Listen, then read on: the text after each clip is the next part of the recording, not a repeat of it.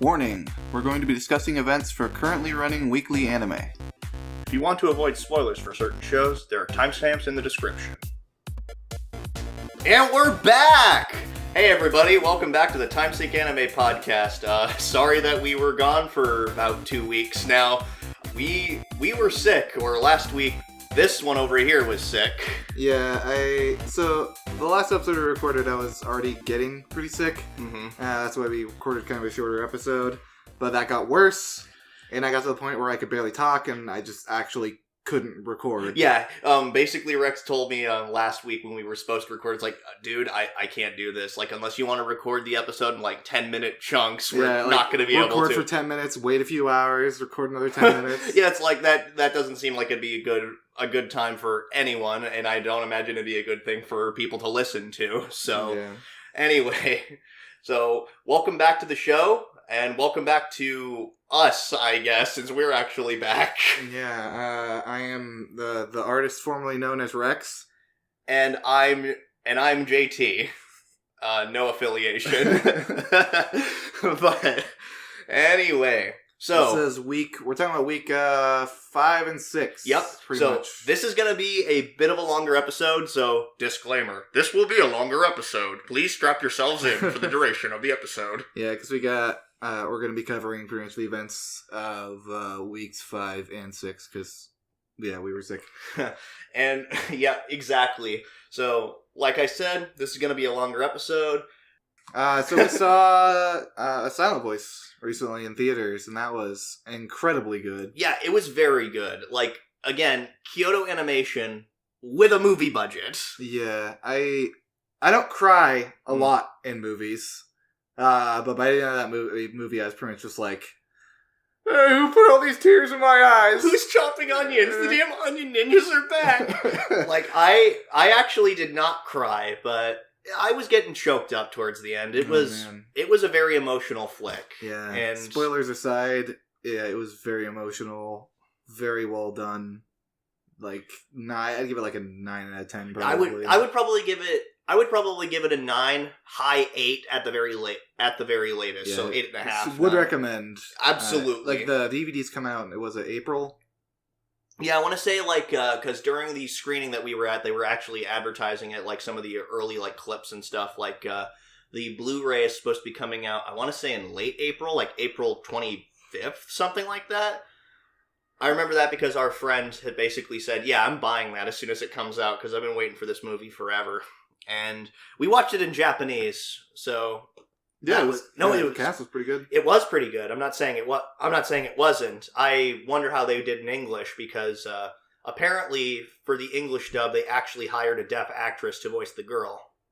Yeah, I guess the Japanese voice actress wasn't deaf, but she definitely did a very good job portraying a deaf person. Exactly, but all the same, it would have been. It's going to be interesting hearing somebody who's actually deaf. I think that's really cool. I'll probably watch the dub. Just it'll give me another excuse to watch the movie again. Yeah, exactly. So yeah, if you haven't seen it in theaters, highly recommend buying it or mooching off of someone else who's mooching off of a friend who's going to buy it.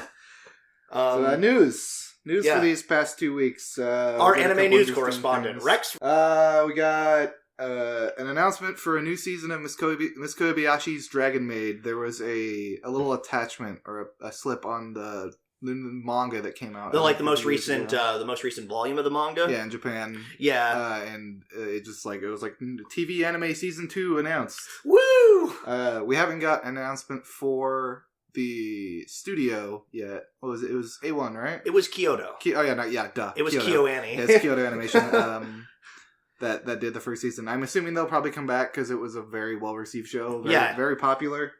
And it totally mooched off of Konosuba for best comedy that year, but that aside, it was hilarious. Yeah, I absolutely loved the show. It was an enjoyable show. It was definitely very feel good. It was just kind of nice to just kind of sit and relax too, which is fine in and of itself. I really liked the dub. I watched the sub when it first came out pretty much, but I watched the dub I think a few months ago, and I had an absolute blast with it. I think the voice actors for Toru is she stole the show. She was the best thing. That is generally the thing I've heard. Also, she stole the show in the freaking outtakes. Those were the outtakes for the English dub. The outtakes for the dub are out on YouTube somewhere. Just look up Miss Kobayashi's Dragon Maid dub outtakes. You'll find them. They're pretty funny to listen to. So next up we got the Funimation founder Gen Fukunaga steps down as the general manager for Funimation. Really? Yeah, he said he's going to be closely involved with the company still, but recently the company's really taken off. He said after like Sony got in the picture, and he wants to step down and kind of take a different role for the company, I guess. That's interesting. I don't know exactly how I feel about that, because on one hand, it's like you've seen the name. For anybody who's watched Funimation stuff growing up, the name Gen Fukunaga just immediately just kind of sticks out in your head.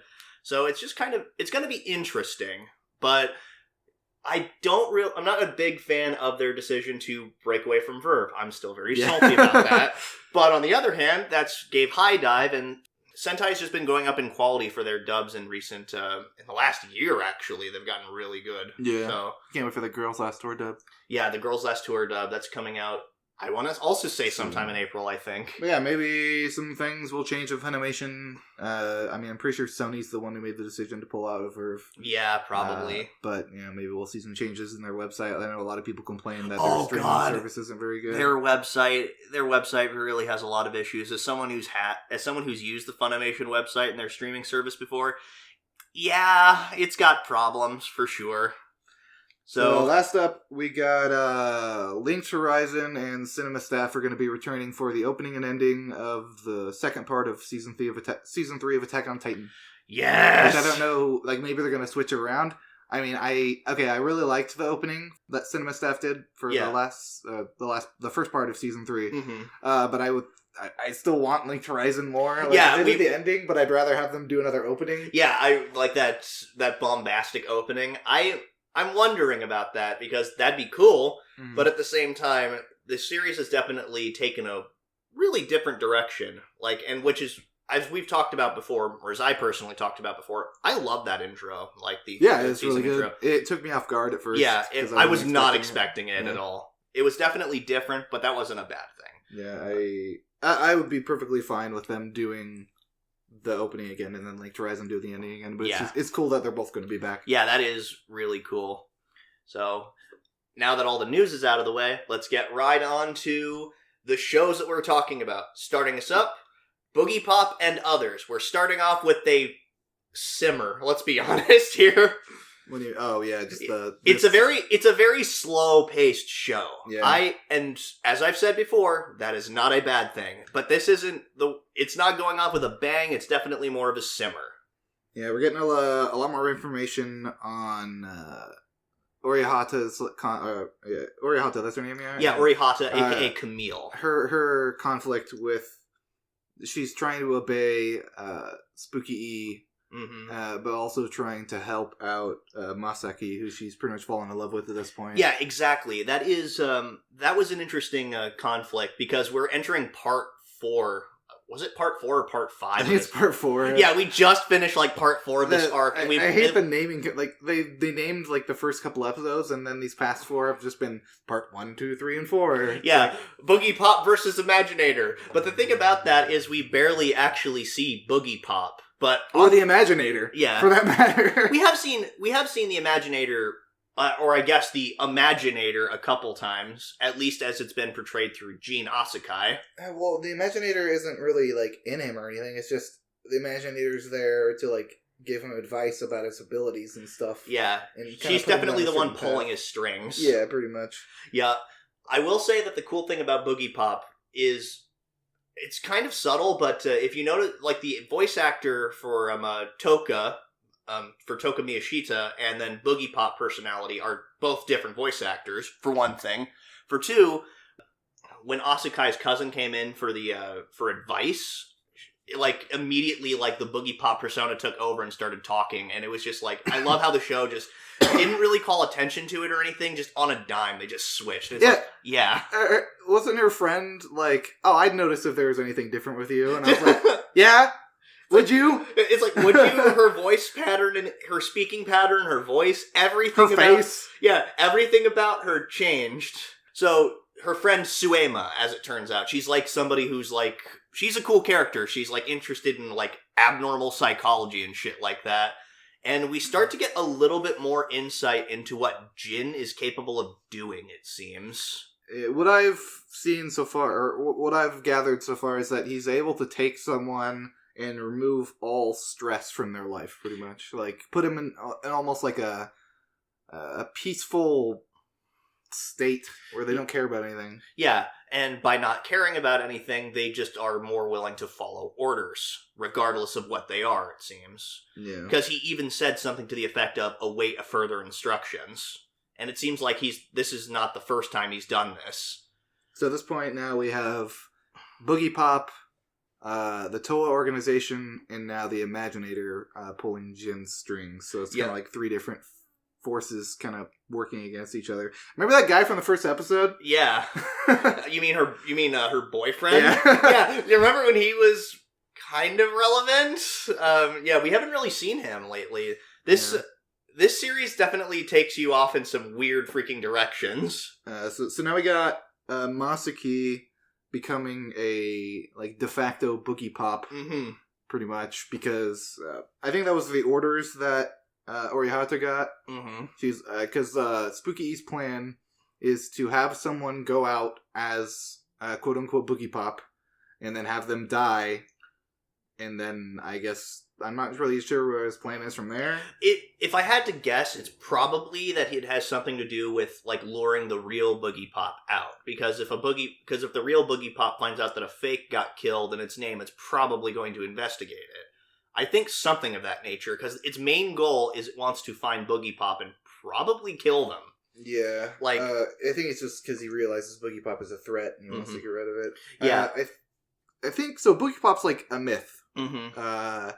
And they said that they show up to help when things are needed. Yeah. But I'm wondering if society thinks that Boogiepop is just a person and the person dies, I wonder if Boogiepop will exist anymore. Maybe. Because, like, what if the society doesn't believe in Boogiepop, is Boogiepop even going to be around anymore? An interesting thing about that, it's only teenage girls that are familiar with the whole origin story of Boogiepop. Oh, is it? Yeah, like, it's most commonly known, at least among teenage girls, because even teenage girls were the ones talking about it. And then Suema even said that she doesn't really believe in those, but at the same time, she recognizes the need for something like that, and basically how Boogiepop is sort of like a thing to protect people. Which is what she told Orihata when she was looking like she was going to jump off the roof. Which is interesting when she asked Misaki, of all people, to be Boogiepop. It was probably her orders, but part of me was also thinking after that, it had something to do with she wanted somebody to protect her, and she thought Misaki could do it. I was kind of curious about that possibility. That might have been like part of her reasoning, but yeah, I'm pretty sure it was just her orders. Yeah, exactly. Because Spooky E, we don't really, like, he seems to have at least similar abilities as Jin does.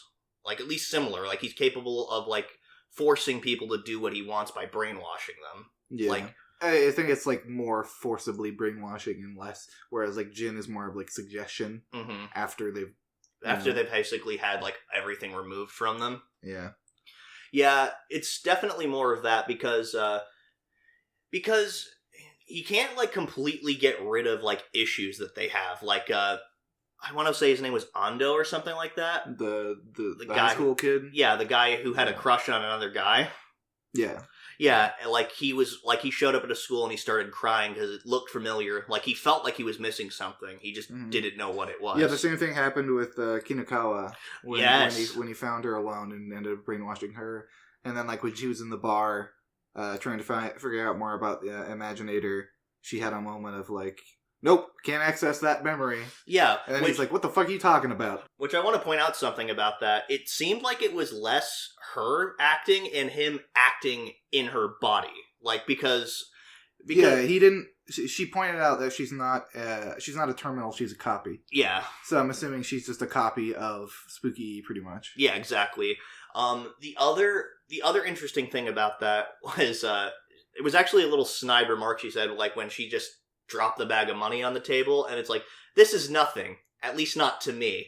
And of course not to you, because it's not really going to be your problem anymore. Like, as soon as he took her over, or brainwashed her or whatever, she like pulled out, or he pulled out her wallet and saw like a black card, and he's like, I can use this. Yeah, exactly. It's the thing about Boogiepop is that we haven't, like I said earlier, we haven't seen much of them really. Like, we saw Toka like briefly taken over by Boogiepop, but not really Boogiepop acting. Yeah. And it kind of lends a little bit more credence to the whole urban legend sort of deal. Like, we just see just enough of them to think that they might be real, but they also might not be. Yeah. Like, it's sort of like what they did in, I think this was also a Madhouse production. What they did with Monster, Johann Liebert. He was sort of, they kind of kept him, in the early episodes, he was around just enough to make you think that he was real, but then he would disappear, and there would be points when you're watching, you're like, was he real? Is this really just something that people are making up in their heads? Okay. It definitely kind of creates the sense of doubt and uncertainty, and I think that's a pretty clever convention. I think that might like a twist later on, where it's like, Boogiepop never existed in the first place. I don't think it's gonna be. Then who cut my hand off? It was you. Yeah, the episode ended, the most recent episode ended with Masaki deciding that he wants to keep being Boogiepop for, I think he wants to help Orihata. Yeah. And he realizes she's in some kind of trouble, but I think he's trying to piece it together. He's like, I can't go home for a while, I gotta figure this out. Yeah, which it's kind of interesting that he's a vigilante, and his older sister, I don't know if she's actually his older sister, is also a vigilante, pretty much. I think because that's they have different last names. Yeah, they do. It might be like adopted or something. Probably. He treats her like his oldest. Oh yeah, and speaking of adoptions, like we find out a little bit more about Jean's backstory, like and who he was specifically through Kinakawa. She brings up that she'd basically fallen in love with her cousin because, as you do in anime. I love the line of I was relieved that he stayed as my cousin and not my brother. And interesting about that is, I'm pretty sure that marriage between first cousins is legal in Japan. Yeah. Okay, it is. Yeah. Okay, I wasn't for sure about that. It's not like a crazy thing. That's how it is in like here in America. Yeah, here in the West, where we have kissing cousins. Oh God. But yeah, the whole like. I'm glad that he was my cousin still sort of thing definitely lends a little bit more to that. So we'll see where Masaki's going off in the next episode. Maybe more actually Boogiepop. Maybe I don't want Masaki to die. Oh, he's probably going to die. No, he's going to. He seems like but he seems like a good kid, and I don't want him to die. Yeah. That's going to suck. So next up we have Dororo. All right. These last two episodes were absolutely fucking amazing. Like, we got two really good episodes back to back in this show. Like, the show has been pretty good all along, but these last two episodes I think are some of the best. Because would you say it's amazing? Like, I liked them, but like it wasn't like crazy good to me. I don't know. Like some of the personally really like the show. Yeah, like I think a lot of the direction decisions and stuff like that in these most recent episodes are just really good. Like the whole episode in week 5 was about the cursed sword and him eventually regaining his hearing. Spoiler warning: he regains his hearing at the end of this episode. But I thought that was really cool. Like just like the effect of just like how there is very little music in the episode. It's just rainfall throughout most of it, and it's very subtle until the very end. Yeah. And just imagine for a second you can't hear your entire life. And the first thing you hear is heavy rainfall and somebody crying. Yeah. That, I was like, oh, geez, that's gonna suck. Imagine it's the equivalent of, like, being in a quiet room and then all of a sudden someone turns on a really, really loud radio or something. Yeah. And it's just incredibly loud and all you can hear is that. So, because, like, it pretty much crippled him. Like, he like, fell to the ground. Mm-hmm. Because he could hear everything. There's a point where he almost cut off Dororo's legs. Yeah. I don't know if he's like, I know he'll dodge it. But like when Dororo was running to the village with a sword, he like jumps up to the side of him and swings his legs, and Dororo does like a jump over the sword. And I was like, man, like relax, okay? It's the sword. It's not like I understand he can't see. Yeah, I'm pretty sure he has, a lot of perception of being like, oh, that's that size of a person. So yeah, I know exactly. And we actually got to see a little bit of Dororo in action, and kind of more about his personality and character. It's weird for a series that's called Dororo. Dororo has not really been the main focus of the story. It's been Hyakimaru's journey.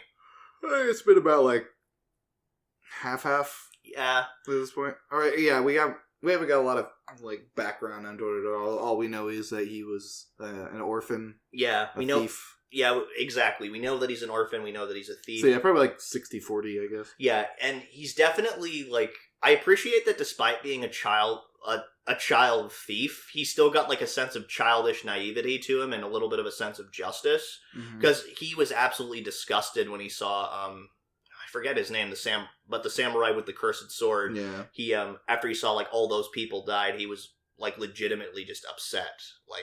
He's not completely world weary, and I kind of appreciate that. And plus, he was able to resist the willpower of the sword. He did everything he could to make sure that he didn't get it, that he didn't kill anybody with it, for instance. That's probably how the guy was at first as well. It also could have something to do with the fact that he's a kid. So it's harder for the sword to, tell a kid to kill somebody. I don't think the sword really discriminates. I think that it was Dororo's willpower, because you have to remember. Yeah, no, I'm not saying that the sword doesn't want him to kill things. I'm saying it's probably harder to convince someone who hasn't killed anyone before to kill something. The next episode, after he gets his hearing back, we see the repercussions of that, him just basically cowering in fear the whole time. And he hears something that doesn't immediately bother him. The sound of a hooker singing. Well, that was... I'm glad that wasn't telegraphed at all. Looking back at it a second time, there was a lot of hints that weren't so readily apparent at first, but once you know where it's going, you start paying attention for more of that. You see her bathing in a river at first. In hindsight, that makes a lot more sense when you realize, oh yeah, she's a hooker. Yeah, the writing was pretty subtle and pretty well done until the end when you actually see her getting sleeping with a bunch of guys. Which is, again, I wanted to say that it was pretty well done there because the whole time they're just sort of alluding to it, and then Dororo is finally confronted with the truth of what actually is going on there. But it adds a little bit more tragedy when you realize the song that she sings is a song to comfort herself. Yeah. Because she was singing that to herself while these guys were fucking her, pretty much. And that's actually pretty traumatizing. Pretty dark, yeah. Yeah, it's oh, jeez. And the fact that she goes around with a smile all day, taking care of the kids and stuff. She's doing, the only thing she can think of doing. Yeah. To take care of a bunch of kids. It's pretty sad. My favorite shot from this episode was, 2 seconds or 1 second when Biwamaru, the old guy, the old monk with the funky head, how he shows up and that smooth motion of him, he spun his sword around and then the screen flashed and he cut the bird down. That was so good. One of my, and again, we're seeing another person with a damn sword in their instrument.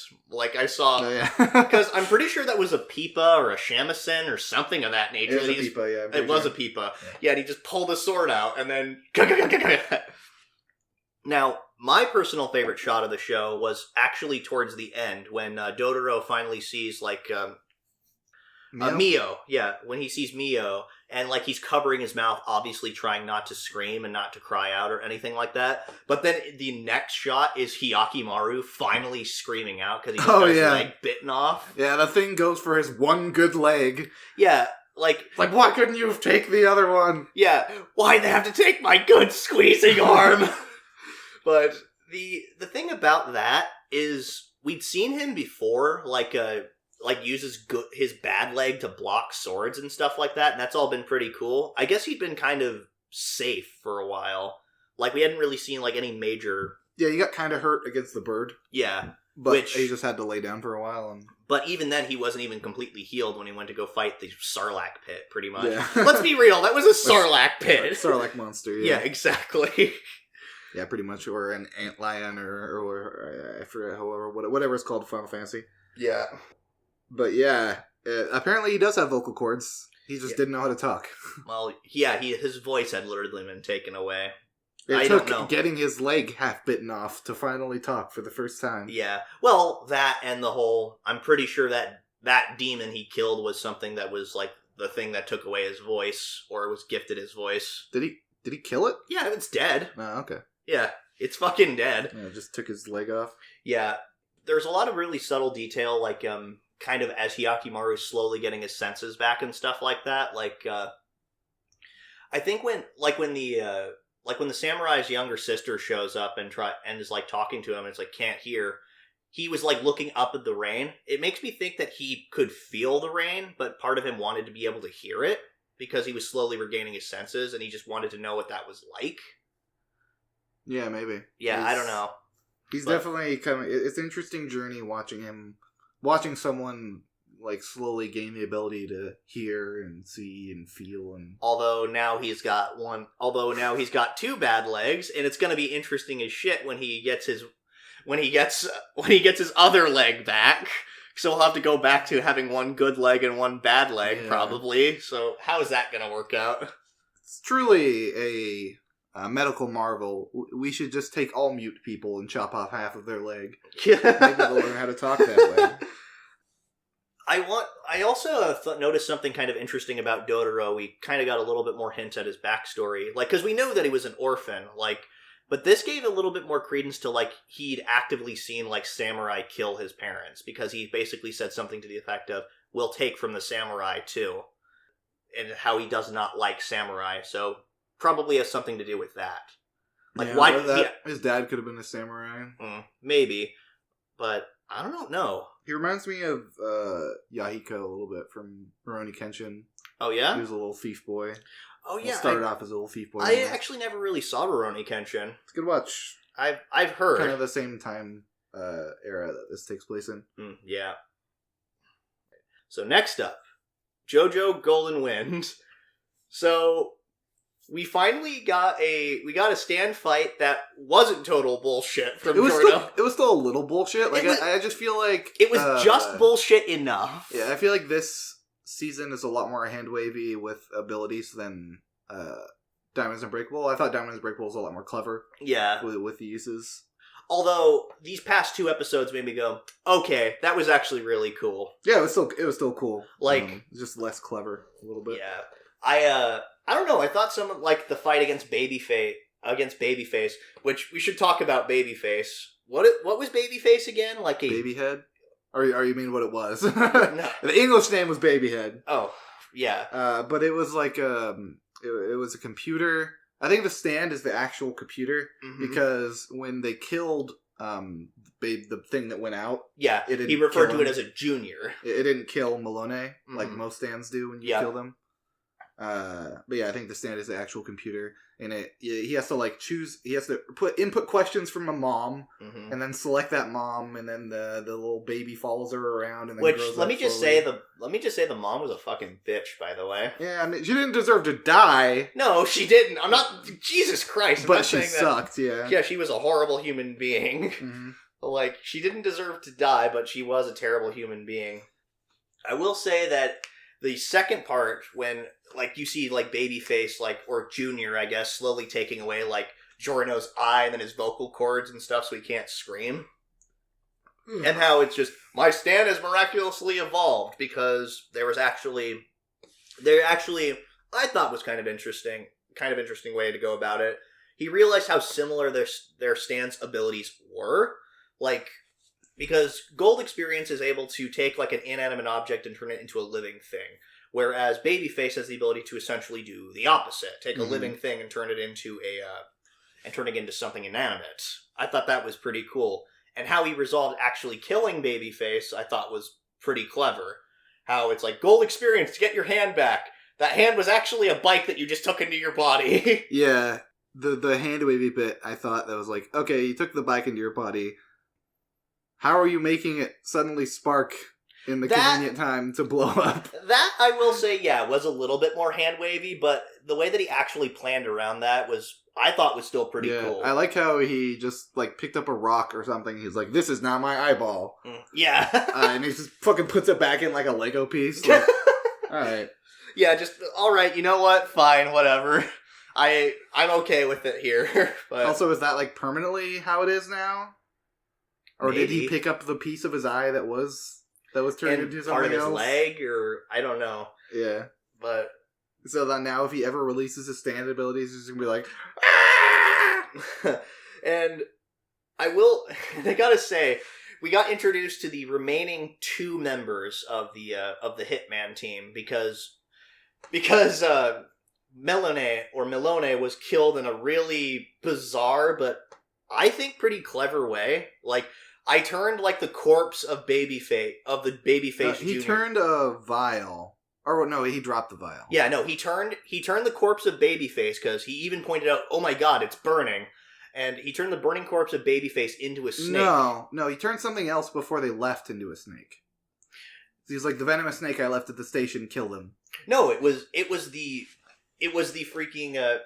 burning corpse of Babyface, man. Like, are you because positive? I'm absolutely positive All right. because, as they pointed out before, like things that are part of somebody or part of their stand will immediately try to go back to their. All right, I'll take your word for it, but someone in the comments point out who's right. It was me. Shut up, Rex. But the other really cool thing is we got introduced to Ghiaccio and Risotto, yeah. which all I have to say about Ghiaccio is, "Hi, Bakugo." Yeah, I immediately recognized Nobuhiko Okamoto when he started screaming over the phone. Yeah. I was like, I recognize that scream, and I went online and double checked and I was like, yeah. That's totally Bakugo. Yeah, Bakugo Accelerator. Yeah, Bakugo Accelerator, Zack from Angels of Death, yeah, among others. But I think it's hilarious. Like, he has a really interesting personality quirk. Like, he gets upset over trite differences in metaphors. Yeah, he reminds me a little bit of Fugo. Yeah. How he just like snaps. Yeah. Oh my God, I hadn't really put that together, but yeah, you're right. It's kind of interesting. And I think, though, that they just wanted to give the voice actor a reason to yell, because that's what he's most famous for. Yeah, he has his stand is called White Album. Yeah, which we had to like go back and check because we couldn't understand what the fuck he was saying. He was screaming it over, and it was hard. And there was a lot of sound effects and stuff. But they translated this one to White Ice. Yeah, it was White Ice. Yeah, but he had a pretty cool stand.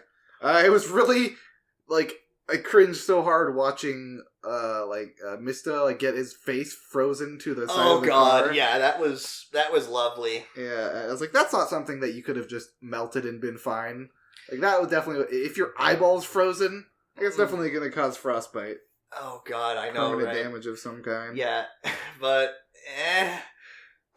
I guess the best way to describe JoJo's Bizarre Adventure as a whole is stands are weird. Yeah. Just stands are weird. They don't apply to physics or anything like that. But yeah, that was a pretty strong stand. Yeah, it's very different from most stands because it's actually like a suit of armor that he wears. Mm-hmm. Like, and so he was able to like turn himself, like he was basically able to like coat himself in ice, like freaking use skates attached to his feet, which was interesting. Which was interesting when Mista had fired Sex Pistols and caused, like, the bullet to go, like, in front of his blade, which caused him to slip and... No, he shot the bullets, and then Sex Pistols ended up, like, putting the bullets under his skates. Oh, yeah, that's right. So yeah, then he just crashed. And then he froze the exhaust. And then they even acknowledge, it's like, how cold does it have to be able to do shit like that?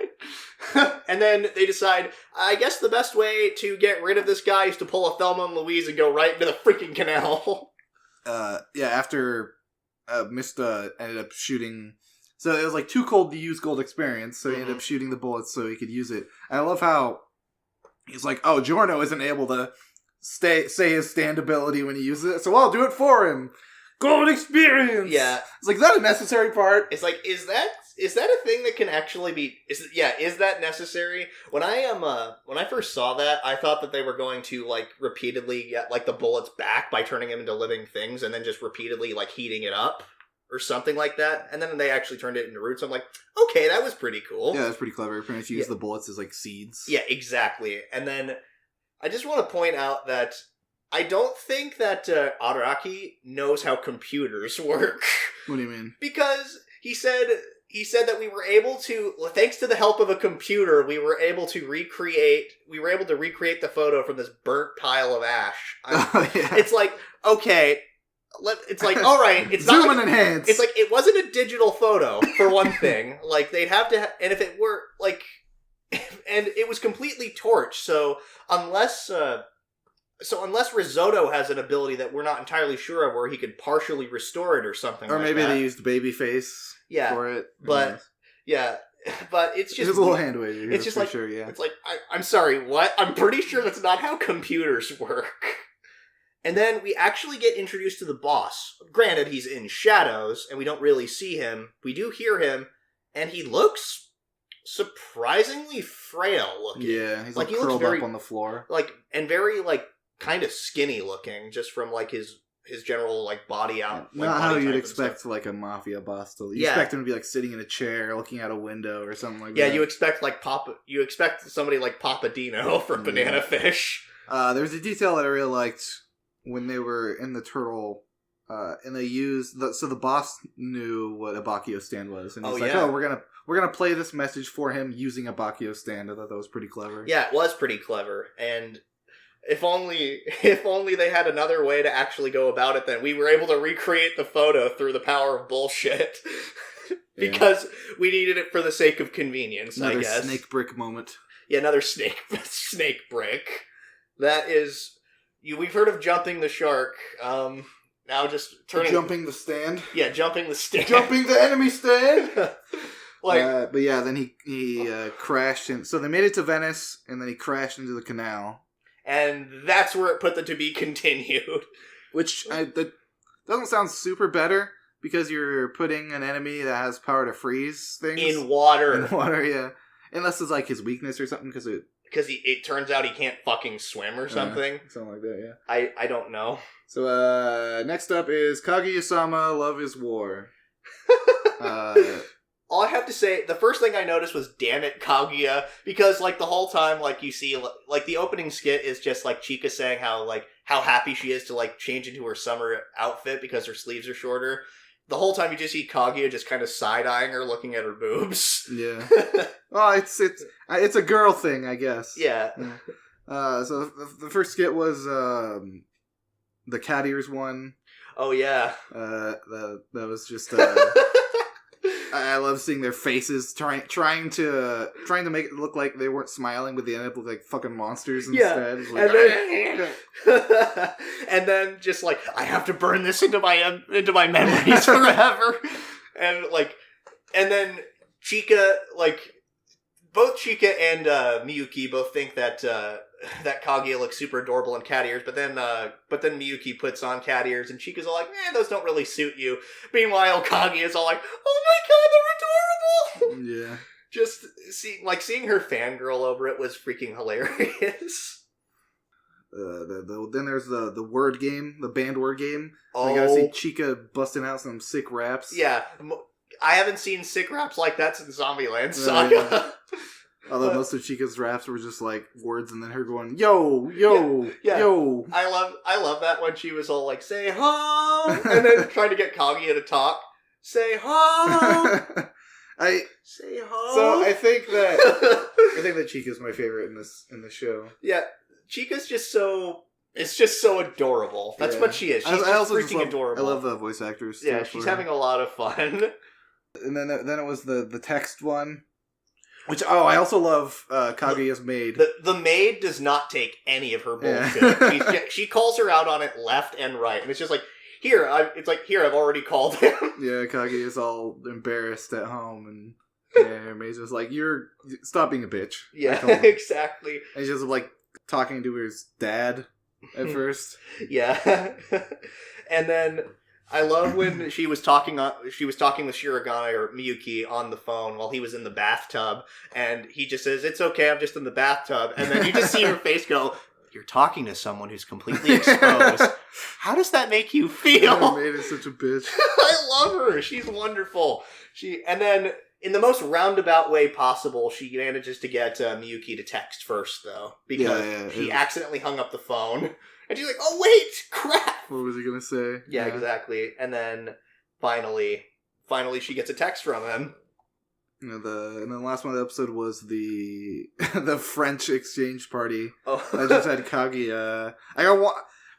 They didn't have subtitles for all the French. I kind of want to I want somebody to subtitle that scene just so I can see what kind of horrible profanities she was saying in French. She would attract the attention of the broadcaster's code or something like that. Is what the announcer was saying. They didn't even censor any of it. It was just basically a stream of profanity. Yeah. So we've been told, anyways. It could have been just total gibberish. But yeah, I just love how they played up this girl oh yeah, you're gonna go in there and you're gonna absolutely wreck Shirogane, and then Kaguya comes out of nowhere and just blah, blah, blah, blah, blah, blah, blah, blah, and just fucking absolutely destroys this girl's self-confidence. Yeah. Meanwhile, Shirogane can't fucking understand anything. And he's just we. Yeah, we. Yeah, just yes. Just smile and nod. And then eventually maybe she'll go away. And I think it's hilarious, too, that he even was trying to show off, I skimmed the handbook, I know how to speak French, and she's I don't really know how to speak French. She speaks, impeccable French, and then so does Chica, because it's my mother was a diplomat. But in the most recent episode, we got the most important character, Love Detective Chica. Yes, Love Detective Why didn't we use that ending for this episode? Okay, I don't think we actually talked about that ending. Let's address the elephant in the room with that. Yeah, we did. Oh, did we? Yeah, I think so. In week 3. Yeah, I mean that's when it was. I don't remember us talking about it though. And it was week 3. 4. Week 4, because the show started a week late. I don't remember. Anyway, the point being, it's that that ED is super adorable and super smooth. Apparently, the reason for that it was rotoscoped. Yeah, I've watched it so many times. Yeah, I've watched it. I've watched it a couple times too because it's super adorable. It's Chica being adorable, which is just basically the show. Love Detective Chica needs her own show. I don't know if she could stand her own. You don't it's think one of those so? things where it's a joke in the show, and then it's turning to minions. A lot of people certainly think that she deserves that. Love Give her a 5-minute show. Every week or something like that. Yeah, like a freaking, an Ueno-san kind of thing? Yeah, that kind of thing. Okay, yeah. But the girl who was the girlfriend of the guy that Miyuki gave advice to ended up wanting advice from Shirogane. No, from Kaguya, yeah. Which I want to point out, is I want to find a way to smoothly break up with my boyfriend. That was the thing that she said. It's oh, geez, okay, that's gonna be difficult. I also, another thing, kind of just go as a quick little aside, the whole bit when she was swearing out in front of the with language that would get the attention of the broadcasting code. She says something to the effect of, "It's this was just like the old me." It's what kind of person were you before? Who said that? Kaguya did. Oh. It's just Jesus, what kind of person were you before? That's scary. You're scary now. I have a hard time imagining you being scarier. I mean, imagine she's always been kind of a bitch just because of her attitude. Yeah, maybe. Although, so back to this. Of course, then Love Detective Chica decides to get involved in this. Oh, man. Yeah. It looks like she just created 2 terrorists, pretty much. It looked like she created 2 terrorists, but nope, they just decided they were going to be charity, work for charity, which is something they were both interested in anyway, which makes me wonder if Chica had known that in advance. I doubt it. I don't know. Chica is definitely a character who's more perceptive than she lets on. We saw that in the episode with the banned word game. She's definitely. Oh yeah, that's true. She's incredibly perceptive. She seems like a ditz, but holy crap, is she actually incredibly perceptive. Mm-hmm. And she's alright at volleyball. Yeah, she's just alright at volleyball. My favorite clip from that was just her going huh? And he smacks it. Huh? And he smacks it, it's yeah, just the gradual build-up of her just getting what even is this? What am I looking at? I saw a video earlier where someone just took the sound of her going and putting it before Iron Man fires a laser. It's That actually sounds really funny. I also want to say, during the whole volleyball skit, they put in way more effort than I think was necessary to show him eat shit when he hit the ground. It's so good. The comedic writing in the show is fantastic. Like, that was, like, almost like the quality that you'd expect in any other sports anime for, like, actually hitting something. But, no, instead it was just him hitting the ground. Good punctuation for the joke. And then the last one was the umbrella. The umbrella. Oh, going back really quick. Like, I love the line where Chica's like, "I raised that boy." I raised that. Because she spends like 3 days just teaching him how to serve, and it's like, I also need you to help me how to toss and receive. And then 7 days pass, and then she's covered in bandages. Her hands are all screwed up, and even her bow has bandages on it, which is a hilarious little detail. And she says something that makes me wonder, like, she said, "You overcame great adversity and you worked so hard," which makes me wonder if she was speaking about herself because of how impossible it was. Yeah, maybe. Like, I doubt that it was entirely altruistic, because she says, "I'll never do this again." But, yeah, he becomes pretty much the ace of the volleyball team in, like, 10 days. Yeah. Which, good for you. So the umbrella scene, you're talking about how she's more perceptive than you seem. Like, you gotta wonder if Chika knows that these two like each other. Yeah. And she keeps doing these things to put him to intentionally basically just sow chaos. Yeah. It's totally possible. Like, in the intro, like, she's even represented by the Joker card.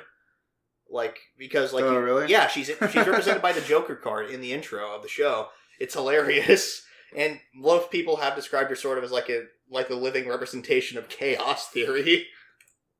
I think even they acknowledge that in the show. Yeah, when she, like, brought in... like another ticket or something like that. Yeah, exactly. Or like other tickets or something like that. And yeah, they're like, this one single thing has sown infinite possibilities, and their brains shorted out. Yeah, exactly. I think the funniest thing about that is, again, like, the mind games. Like, the whole game here was trying to basically get the other person to confess the fact that they lied and they both brought their own umbrellas. Yeah, we got kind of like a callback to like the first thing where it was like that mental chess game, because a lot of the skits recently haven't been that. Yeah, although you just got to admire, like, the level of preparation that Kaguya took. She checked the weather. She checked the weather forecast. She popped her own freaking tire on her own car, and then she checked the bike rack to make sure that Shiragani's bike wasn't there. But then, just when she about had him, Chika just shows up, like, in basically the like sound effects, like it was all creepy, like something they used. Oh yeah, it was like a stock horror sound effect. Yeah, like it's something they used with Kaguya's face earlier. When Chika just appears out of the darkness with an umbrella, they use it again. And yeah, it was adorable ending though. It was a tie. Yeah, it was a tie. Like, which I think Chika won there. Yeah, Chika totally won because the thing that made it so adorable is they were just so fixated on the fact they were sharing an umbrella together that they just lost track of the fact that it was raining out. And even people are looking at them on the streets like, what are they doing? Yeah. But enough about that. We got shown the best character, Ishigami, the last member of the student council. I think next episode we're finally going to see him. No, I think he's just going to be popping up every once in a while, and that's the joke, probably. I don't think so, because he shows up in the intro and the outro. But they might not even show him until, like, the ending of the show. Well, he shows up in the intro, but they don't show his face. Yeah, they do. Like, he's got, like, he's the one with the emo haircut. I thought they showed, like, his back or something. No, you see, like, he's got the combed over hair, like, that's covering one of his eyes. Maybe we'll see him next episode. I personally want to, because apparently he does a lot of work behind the scenes. Like, they even said, like, the fallback or the fallout from the last mixer was resolved thanks to Ishigami. So apparently he does quite a bit of work behind the scenes, which, let's hope so. I'm curious to see what kind of character he is. Yeah, next up is Kotobuki. Is the Magnificent Kotobuki. I absolutely love Elite Industries. like they suck, but it's such an original concept for an anime villain. It's just like, okay, we have bandits, but these are corporate bandits, and they treat themselves like a well-oiled corporate machine. Yeah, they're totally not pirates, but they're totally pirates. Yeah. Like they're trying to it's basically like they're trying to brand themselves as a legit business, which considering like the what we find out in the next episode, like we find out that the art that they're trying to pawn off on people is all painted by this little girl that they adopted, I guess, or they're looking out for. Yeah, the boss is looking out for her. Yeah, and it's almost like he was looking out for her and recognized that he didn't want to give up the air pirate life, but at the same time he wanted to just make sure that she wasn't worried about them, so he just decided to brand himself as a business. It's like, oh no, we're not pirates, we're running a legit business here. See, there's our HR representative over there. One of my favorite lines that I've heard in any show ever is, HR team, shoot them down. Oh my god. And it's hilarious because, like, their whole shtick is they try to pawn off the art, and then when it's like, I don't really feel like giving it. So it's like, okay, we'll give you some time to reconsider. So they, like, basically just fly off, turn around, and just start shooting shit. Yeah. I'd like to point out that nobody dies in this show.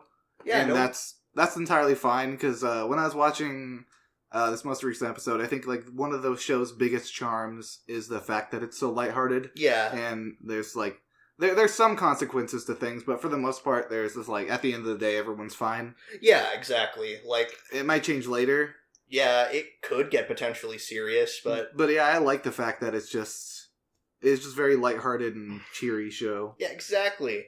And this whole episode, like the episode when they're basically just trying to protect the town, gave me very much a Magnificent Seven or Seven Samurai type vibe, where it's which you know the concepts behind those movies, right? No. Okay, they're basically the same movie. A group of 7 in Magnificent Seven. It's a group of 7 gunslingers that are helping protect like this village from a group of bandits. And in Seven Samurai, it's the same thing, just with samurai instead of gunslingers. Because most Western flicks were just freaking samurai flicks that were retooled when they hit the Western audiences. Yeah. So the plot in episode, was it 5? 4? Yeah. 4? 4, I think. It wasn't super complicated. It was just like, bandits are attacking the town, and then the squadron, the Kotobuki squadron was pretty much like, no, we have to defend the town, because if we don't, then they're just going to keep taking and taking and taking. Yeah, Emma actually pointed out, she's the one with the blonde hair and the blue dress. The one that almost peed herself? Yeah, the one that almost peed herself in the next episode. But she kind of talks about, like, she talks very passionately about how air pirates function and what they do. It's almost like she has personal experience with them. Like maybe her village, like maybe her hometown was attacked by air pirates or something, and they had a similar kind of circumstance, which is maybe why she was trying so hard to convince them to fight, because she knew what they would end up doing. It's a very, very simple plot, but the characters have like so much personality to them that it's super fun to watch. Yeah. And I also want to say that it was clever on the town's part when they when the air pirates started attacking. Like they put the Raiden, the thing they wanted to attack, like in the middle of town, so they'd be less willing to fire. Yeah, and that would allow the townsfolk to just like use the anti-aircraft guns more freely. Which again, really clever. I was really impressed when the boss just like jumped out of a plane onto the other plane, and then basically it's just like, get out. Yeah. Which, once again, nobody died because he had a parachute and he was fine. Yeah, no, and then even Emma, like, got her plane shot down because of a rear gunner that she wasn't expecting. But, yeah, she turned out fine. Mm-hmm. Like, we haven't seen anybody important die yet. I'm pretty sure. We haven't seen anybody die. Yeah. Like, people might have died, like, when they were shooting down the bandits or whatever. Yeah, exactly. Like, probably shot down the HR department. Yeah. But the second episode was basically just Zara showing off that she's a lady of many talents. Yeah, the fucking airplane idols. Yeah, like, again, she's a lady of many talents. She can dance, she can sing, she can apparently drink like a fish. Or either she was drinking, or she could have just been like... I was wondering, was she actually drinking, or did she have like some sort of sleight of hand trick that we weren't aware of? Or she wasn't even drinking, and she was like, oh, well, you boys, let's see how much you can drink. Exactly. Using her feminine wiles. Exactly, which, that was a hilarious cut. It's like, who thinks they can drink me under the table? Me, let me buy you a drink, let me buy you a drink. And then they cut and everybody's passed out except for her at the bar. She protect, she attack, but most importantly, she get the plane back. Exactly. And then we get introduced to this little artist girl who's super adorable, and she was like, she wanted like Zara to model for her because she was like super pretty. And yeah, they get the Raiden back, which was awesome. Like that whole sequence when they're like flying through through the valleys or whatever, like trying to avoid the rocks. We get to see like just how the difference in skill between some of the pilots. Like Rayona, she doesn't even hit the rocks. And then we see Kilie like accidentally like scrape the top of it, and then freaking I forget her name, but the really short blonde annoying one. She like freaking knocks over like the freaking rock. The loudmouth one. Yeah. And then there's Kate, who is just like deadpan silent. Which I want to point out, like the interesting character quirk of hers, like she just basically knows the specs of the airplanes. She just points out like random amounts of data all the time. Yeah, which is actually a kind of clever way to be a kind of info dumpy, because she... Oh, yeah? Yeah, she's just sort of like, yeah, they're just equipped with these specific types of things. Like, almost... And it doesn't feel particularly cheap, because she just feels like the kind of character who's kind of committed stuff like this to memory. Yeah. Like, it makes me wonder if she's Asperger's or something like that, because... Yeah, feels the need to point all these things out. Exactly. Yeah. But... Yeah, overall, this show has been a lot of fun to watch. Yeah, like, some of the dog fights and the banter. Exactly. I've said it before and I'll say it again. Every time I see the dog fight, it's just so fun to watch. Exactly. Like the part where they did really good on the sound design with the Raiden when it was launching out, and it sounds like really high pitched compared to the other planes. Because it's going a lot faster. Yeah, and then like when we see Zara about to crash into like the freaking wall, then she like just goes straight up. Oh yeah, that was super tense. Yeah. The boss, at the end of the day, I like how the boss are like, yeah, you've learned your lesson and you won't do this again. He's like, yeah, I guess I won't.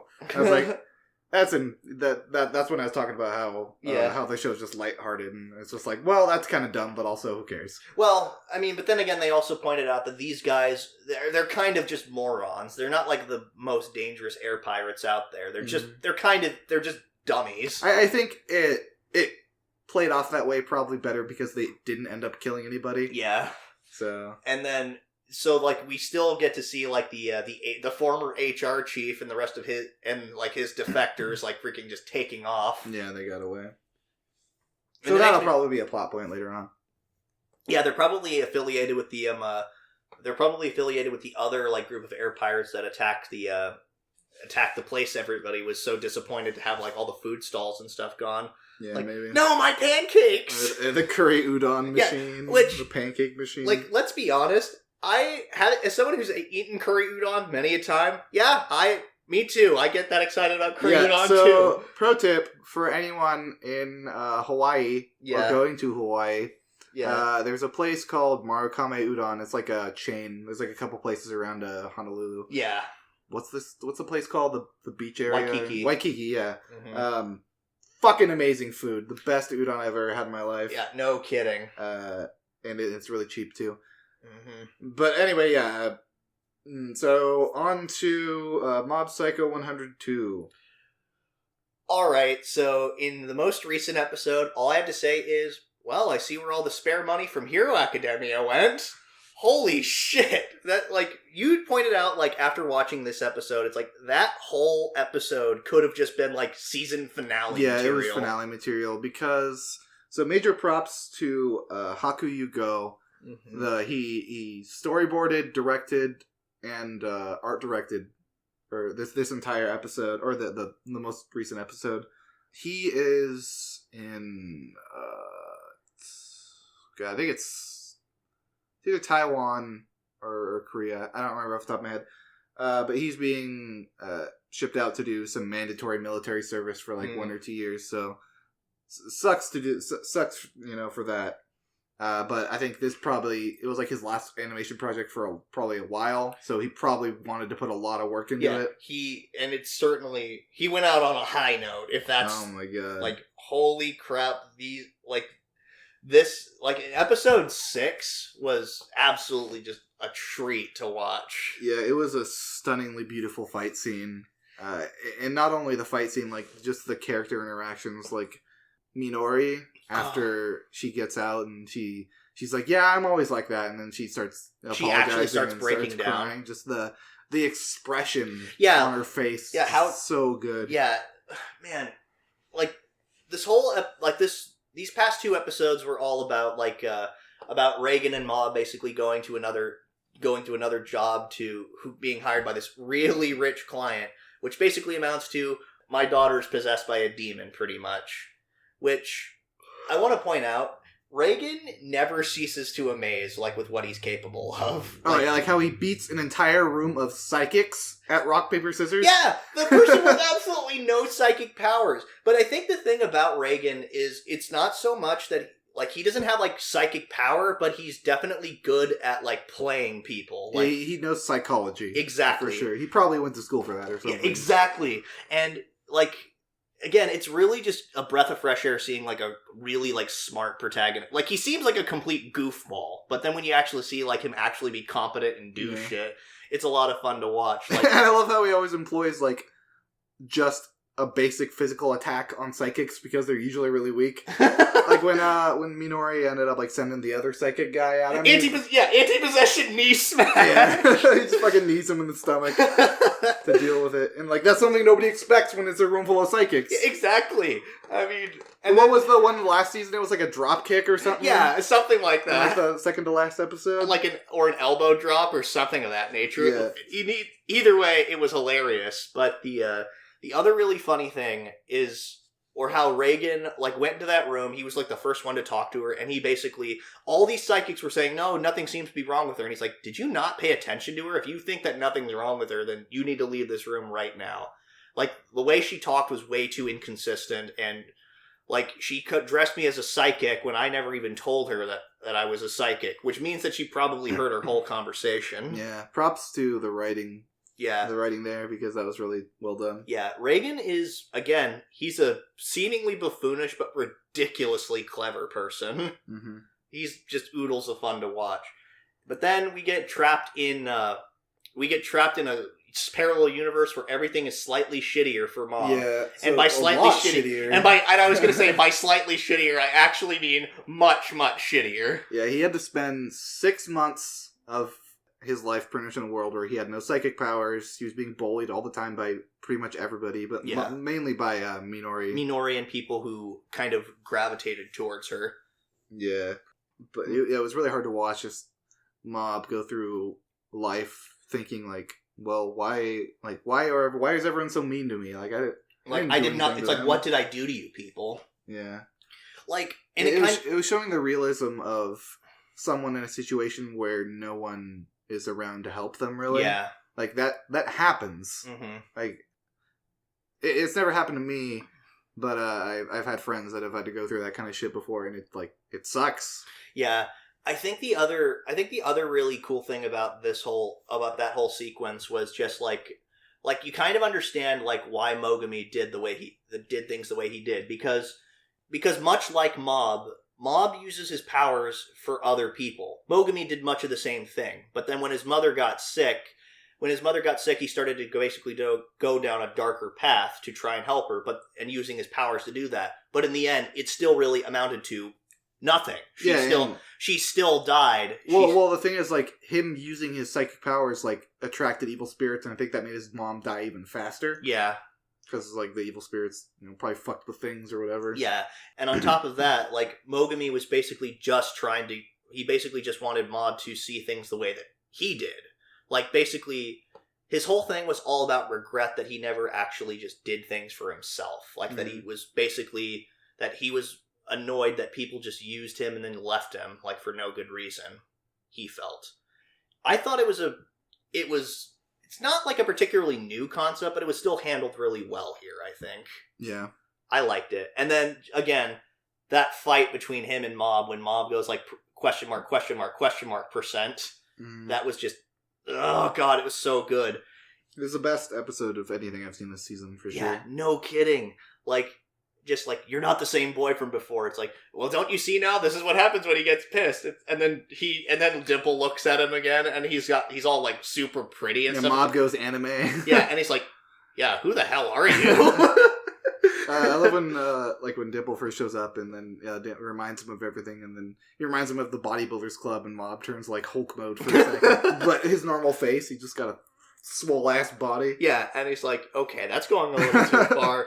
And again, I love the mental gymnastics that I wouldn't say Reagan. I think Reagan just knew what to say to just convince Dimple to actually like get him to play along, because Reagan says something to the effect of, "Mom helps us because he's stupid. But I still have uses for him," and I think that kind of triggered a Dimple's chain of thinking. It's like, it'd be easier to manipulate him through the shadows. Oh yeah, Dimple, he wants to help Mom. Exactly, but he's kind of like a tsundere thing. But I think Reagan picks up on that. Yeah. So he was just basically trying to say what he needed to hear, so that would basically do that in his head. Yeah, and I love how Reagan's outside, and he's like, "Well, should we?" Dimple's like, "We should just leave," and Reagan's like, "No, it's fine.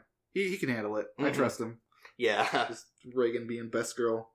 Reagan, of the show. Best girl Reagan. Yeah. Also, I almost forgot. Like when they were pointing out, like when the dad was like in the hospital bed and just like talking with Minori about how Mob saved her, and he was looking at the internet page like that had like that cult dedicated to him or whatever. The Psycho Helmet religion. Yeah, exactly. The Psycho Helmet religion. It's a very like quick thing, like blink and you miss it. But like on the computer, like there's actually a tab that's dedicated to Bones, like Studio Bones. Really? I am not joking. Oh, man, there is actually a tab and like up there, and it just says Bones. I'm like, are you serious? You just stuck your name in there, Bones, you crafty bastards. Take a look at that. It's pretty funny. But yeah, he ended up. It was another small detail, but when it's showing the guys at the cafe, the Psycho Helmet religion, when it shows like their bank statement or whatever, he ends up donating. The dad ends up donating 500,000 yen to their church when they had like 10,000 yen. They're like, "Oh, we can't go on without funds." Yeah. Because his dad, or Minori, was like, "Yeah, some kid helped me out." And his dad's like, "I didn't hire a kid." Mm-hmm. Yeah, I loved it. Oh, and even Reagan like finds a way to mental gymnastics his way out of not accepting money, even though it would have been super beneficial for him to have accepted money. Yeah, because Reagan's... I use the word con man loosely. Yeah. Because he does con people, but he ends up helping them in the end anyways. Yeah. Even if it's just, he certainly... a placebo. Yeah. He still ends up making them happy. Yeah, he's chaotic good, for sure. Yeah. So he was like, well, I don't feel like accepting this money because... It wasn't really what I'd call a success with all the people that end up getting hurt there. Yeah. Yeah, I thought, again, Reagan showing that he's not a complete scumbag. So real quick, once again, good luck on your military service, Hakuyugo, and this episode was an absolute treat. Yes, absolutely. So next up, my roommate is a cat. This show is getting so much better for me. Yeah, this show... I think I said it last episode we were talking about how early on I didn't really like the first episode, it didn't really catch on for me. But yeah, it just I keep getting more and more attached to the show as it goes on. Yeah, it's just so wholesome.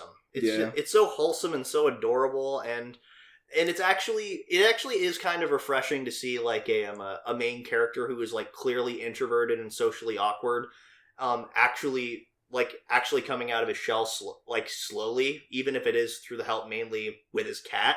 Again, it reminds me very much of Because of Winn-Dixie. Very similar concept to this. But instead of a grown man, it was a little girl, like finding a dog. But this whole thing is just a treat to watch. Like, just some of the visual gags and stuff. Like, the whole reason why... Like, the whole part of the first episode was like, okay, I need to get a collar for Haru. And they just basically realized, oh, wait, donuts are like collars. Why doesn't Haru have a collar yet? Pretty much. Yeah, his obsessed editor. Yeah, who Haru has admitted time and time again is just ridiculously obnoxious. Oh yeah, the collar. I loved how like he brings the collar back and puts it on, and Haru's like, "Oh yeah, this bell's fucking awesome. Yeah, I love this bell." It's like it means I'm pretty, right? Yeah. And then she's just like shaking it repeatedly, and then just like, "Oh, you took away my pretty." Yeah, the vet scene was really cool. Yeah, really good. We got to see wholesome doggo. Oh yeah, like you. I remember the nice lady. Yeah, just like. I'm sad. It's like, I haven't seen the nice lady for a long time. That's the kind of, like, flashback storytelling I was talking about a few episodes ago, how I think they should have revealed the whole death thing. Yeah, like, just, like, kind of gradually. Yeah. Like, yeah.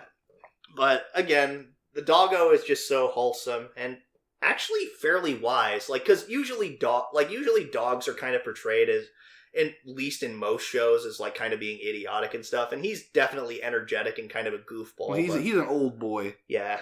So he's smart. One of my favorite parts about the show is just Haru going like, yeah, the vocalization of the hissing. Yeah. Haru screaming at things. No kidding. I like during the whole like thing when he visited the pet shop to get a collar for Haru, like his just interaction with Nana. We find out her name is Nana in the next episode, but basically she uses that as an excuse, like buying the collar. She uses that as basically an excuse to plug the animal hospital they work with. Because it's like, well, it was the person behind him, the customer, was like, "Oh yeah, I took mine to the vet," and he's like, "Oh, I haven't done that yet." And then she's like, "What the fuck?" And then but then that's where it's just like, well, this is a perfect time to plug the animal hospital we specifically work with. So then she visits his house to like help him out with the food thing. Oh yeah, and I love she's like slowly pouring it, and she's like, "Huh?"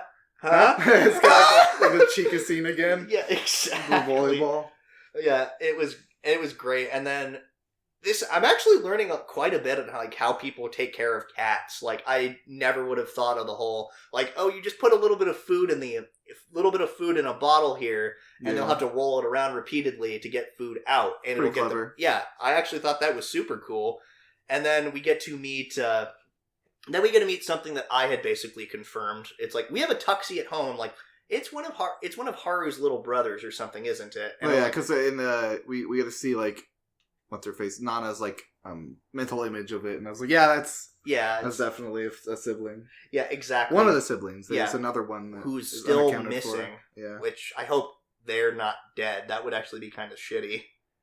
But I don't know. That's certainly possible. Mm-hmm. But then.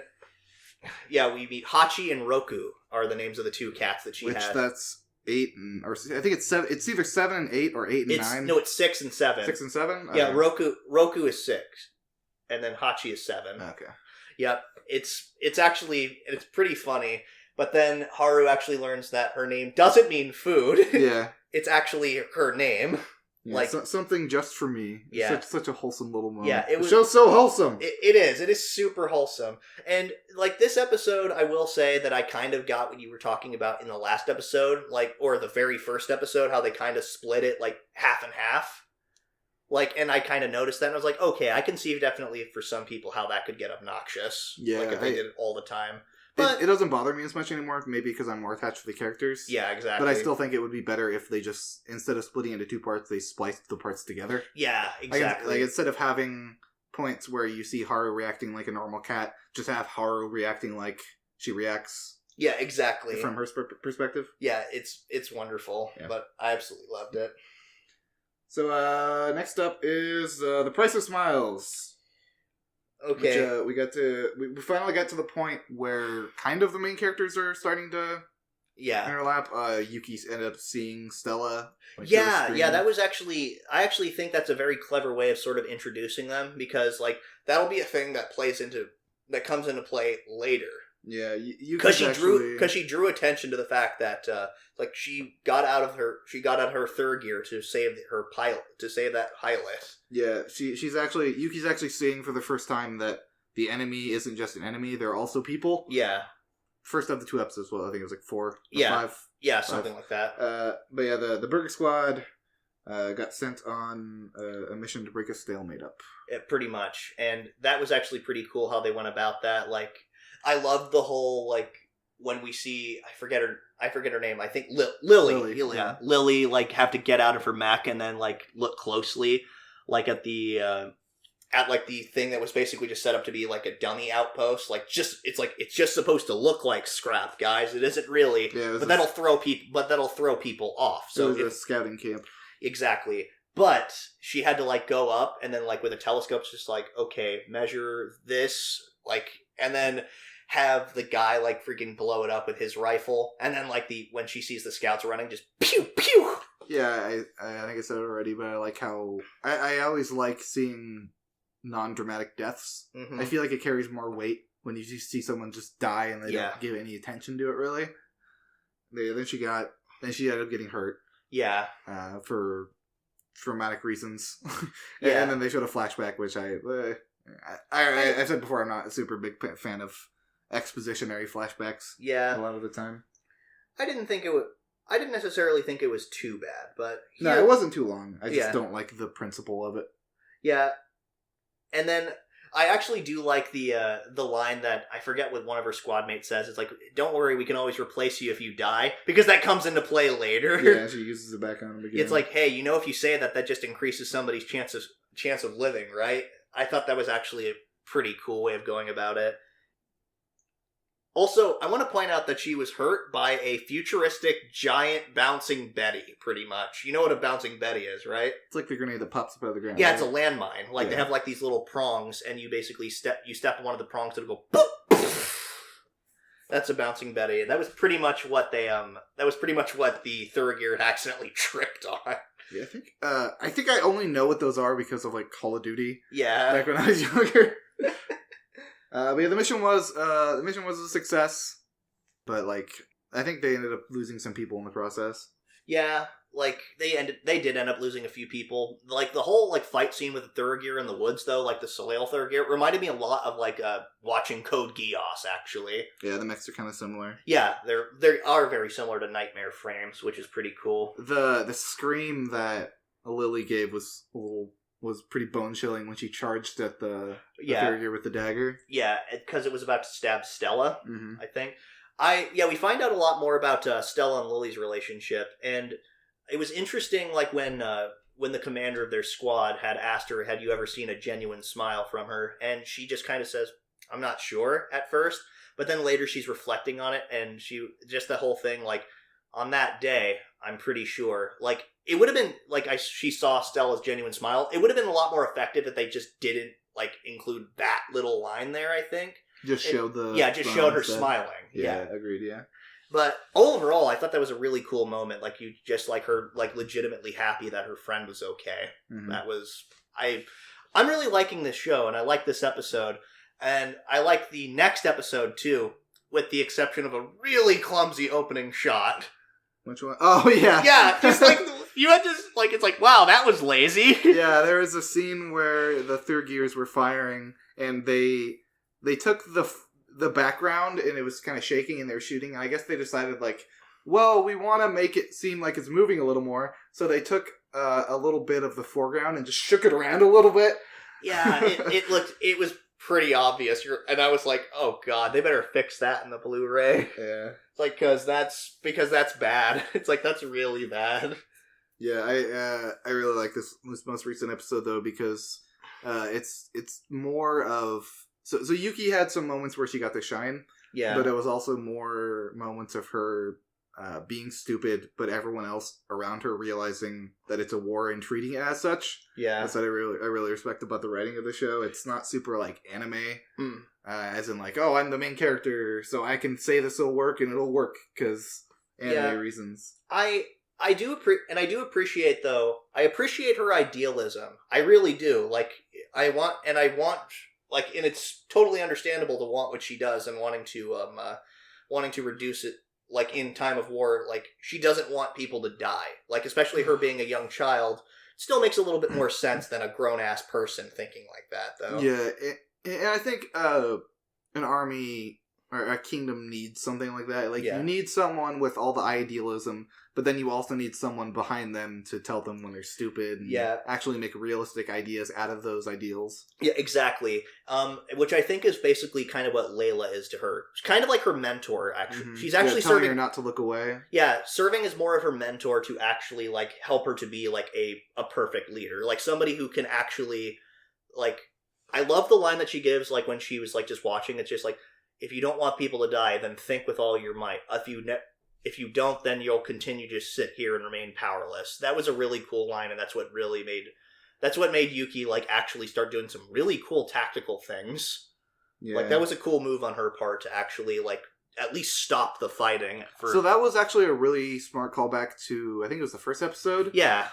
There was an underground river in the first episode where, and then she's like, Joshua, you need to go, do this, and blow that up to use it. And she thought back when Joshua told her, like, don't give up. I'll always keep thinking forward. And I think that probably sparked a memory of that virtual fight, because then she used the underground river in the area they were at. Yeah. And it blew that up and separated the fight. Yeah, exactly. And I want to point out that that was actually just a shitty situation to put, like, the Vanguard in the Soleil Knights in. Just like, oh, you've got an angry army, like, enemy army charging towards you. You've got landmines in front of you. You've got landmines behind you.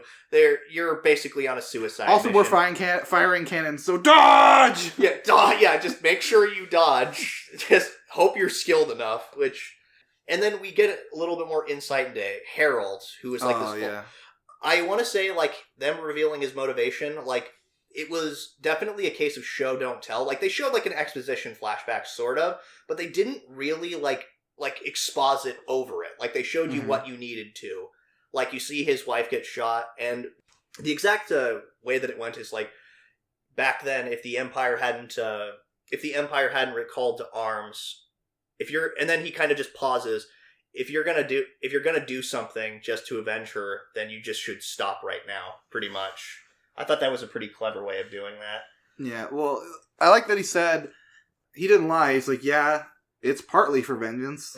Definitely, not gonna lie about that, but he's like, I also want to help the kingdom. Yeah. But we got a really cool, if not kind of silly fight scene when he charged in and started shooting up everything. Okay. It's like, I guess they're made of Play-Doh, so they explode in like 3 shots. That was actually really cool. Yeah, it was kick-ass, but it was, I mean, every mech show does that. Yeah, exactly. Every mech show. Like, the quintessential thing in Gundam is just like, lock on to 100 guys, fire a laser, and then they all explode. That happens in like every Gundam series, pretty much. And I want to point out that I think we found the main antagonist for the show. Oh yeah, the chief of staff. Yeah, the chief of staff, Ina Fleet, or whatever her name is. She definitely seems like the main antagonist. The totally not Aryan soldier. Yeah, exactly. Yeah, she has like blonde hair, blue eyes. Yeah, exactly. It's pretty much. It's very much that's what they're going for, I think, because it's interesting too. Because like after Soleil gets occupied, because Yuki is prepared to basically be a martyr because she thinks... Like, not Soleil, Harriet. Harriet. But Soleil is the name of the kingdom. Harriet is just the name of the capital city. When Yuki is basically prepared to be a martyr, everybody decides that they're just going to basically defy her orders and get her to the evacuation refugee site. Which, again, not a bad move on their part, because it seems like Yuki thinks that if she's just a martyr, it'll be a quick, easy solution. Yeah, they're trying to show her at all how it would work. They're trying to show, and I think they're trying to show her that there are no quick, easy solutions. You have to legitimately work for it, and I think that's actually a pretty good way of going about a show like this. I appreciate that. So I understand her idealism. Like, she's like, okay, this is the only thing I can do to help. And I want to do it. Like, she probably feels helpless. But what would happen if she gave herself over is everybody's morale would drop, and their kingdom would just dissolve into nothing, and the Empire would take over everything. Yeah, at least with her still around, they'd have a fighting chance. Like, exactly, the city may have been taken, but there's still a chance to turn the tide around. But I will say this, Ina Fleet, basically, I kind of a little bit more credence to why she's the main antagonist, because she was immediately after they occupied the city, she was twisting the facts, basically. Yeah. Twisting the facts, saying, like, oh, she left to save her own hide.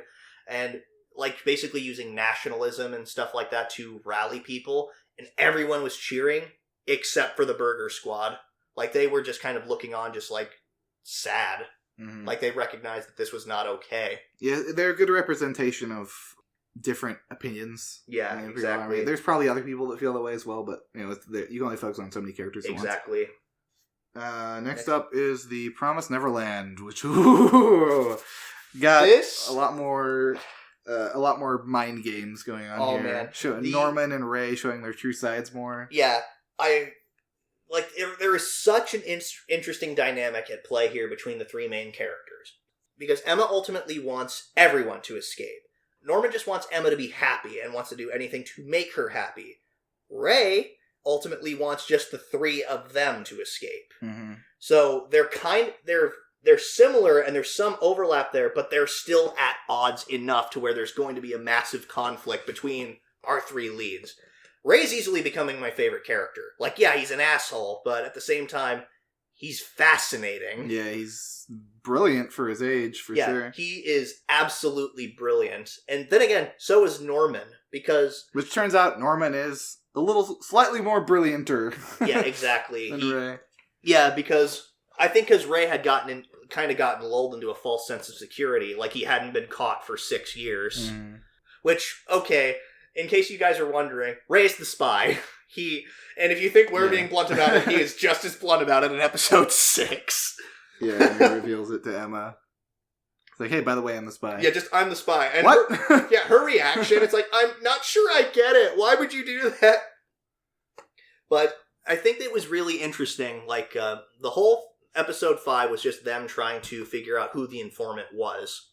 Yeah, there was a lot of good camera work and narrative storytelling there that kind of made it confusing because you had what's her face, Gilda walking into Crone's room, and then you had a note get slid under the door, but you didn't see who slid the note under. Yeah. And I was thinking, it's like, oh, it's under the bed. That's got to be Dawn. But then I had thought about it a little bit, and I'm like, well. Yeah, you called it like just before. Yeah, I was thinking, it could still be Ray. I'm thinking, it's like, because my line of thinking there was, he's really the only other person at this point who knows exactly what's going on. So it makes a little bit of sense if he was the traitor. And it turns out I was right. And at the end of the episode, it's just like, so you're the traitor. And they reveal that in like 5 seconds before the end of the episode. And it's just Norman just intently staring down Ray really closely. Yeah, that was insane. Mm-hmm. And when Ray is ultimately describing why he's been doing the things he's been doing for the past 6 years, like that twisted look on his face when he said, the person you see before you is the strongest card in your, like, that you have, just like his like twisted expression, and then Norman being like legitimately scared. Yeah, the facial expressions in the show are one of the strongest points. Yeah, when in a horror anime they have to be like, you have to like, because you can convey with facial expressions exactly how people are feeling. And a lot of really cool, like, just visual storytelling moments, like, after their conversation. Like, because Ray basically says, all right, if I'm going to work with you, I'll do exactly what you want me to, but you have 3 conditions? Well, here's mine for doing what you want. Trick Emma. Yeah, so this creates probably a dilemma for Norman, because on one point, he wants to make Emma happy by helping everyone escape, but on the other point, he probably is going to prioritize Emma over everyone else's life, I think. Yeah, exactly. And then the other thing about that whole scene, though, is after he leaves, you see, like, Norman just sort of looking defeated and just kind of downtrodden, and Ray just got this cocky smirk on his face. But as they're walking along, like, you see, like, Norman sit on the bed, then you see Ray walking down the hall, and then you see Norman kind of have, like, a flash of inspiration on his face, and then covering his mouth like he's trying not to laugh. So it kind of makes me wonder, what did he realize? At that same point, Ray realizes something. Yeah. And gets pissed. He's like... So, yeah, they both figured out something that they haven't quite revealed to us. So they told Gilda and Dawn about all the shit. And immediately after that, they go and look for the secret room. Mm-hmm. I'm almost positive that either Ray or Norman gave them this information with the intention of them going to investigate it. Because they're not stupid, obviously. We've seen all this stuff. Yeah, I mean, Don definitely seems hot-headed and definitely like somebody who would want to help whenever he can. But then, he doesn't know Connie's dead yet. Oh god, that was a cruel freaking twist of fate that Norman pulled. Because even Ray actually was annoyed by that whole thing. It's like, why feed them false hope like that? Yeah, and it's Norman's thought that it's the best way to get him to help.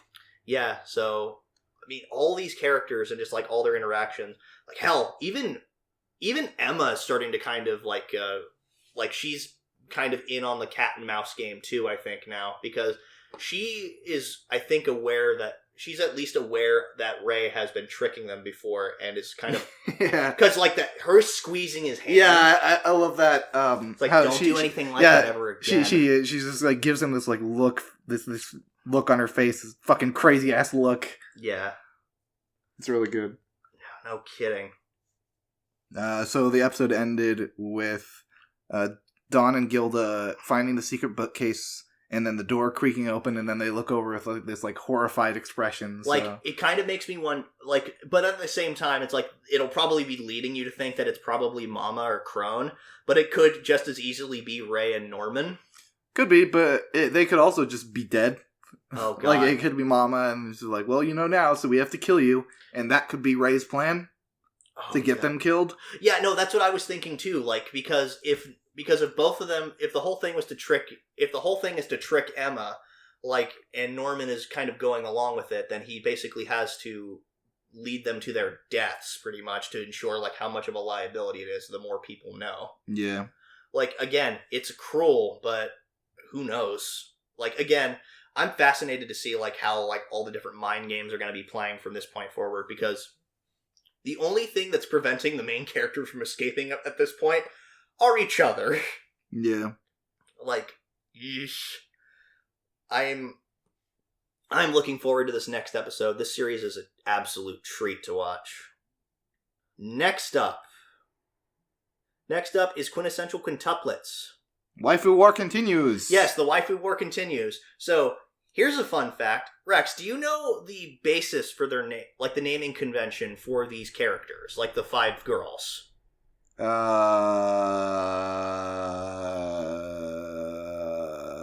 No. Okay. So it's actually the first 5 numbers, because Ichika, Ni, Nino, and then Mitsu is the Japanese word for third, which Miku, and then Yotsu is Yotsuba, which is 4th, and then Itsu or Itsuki is 5.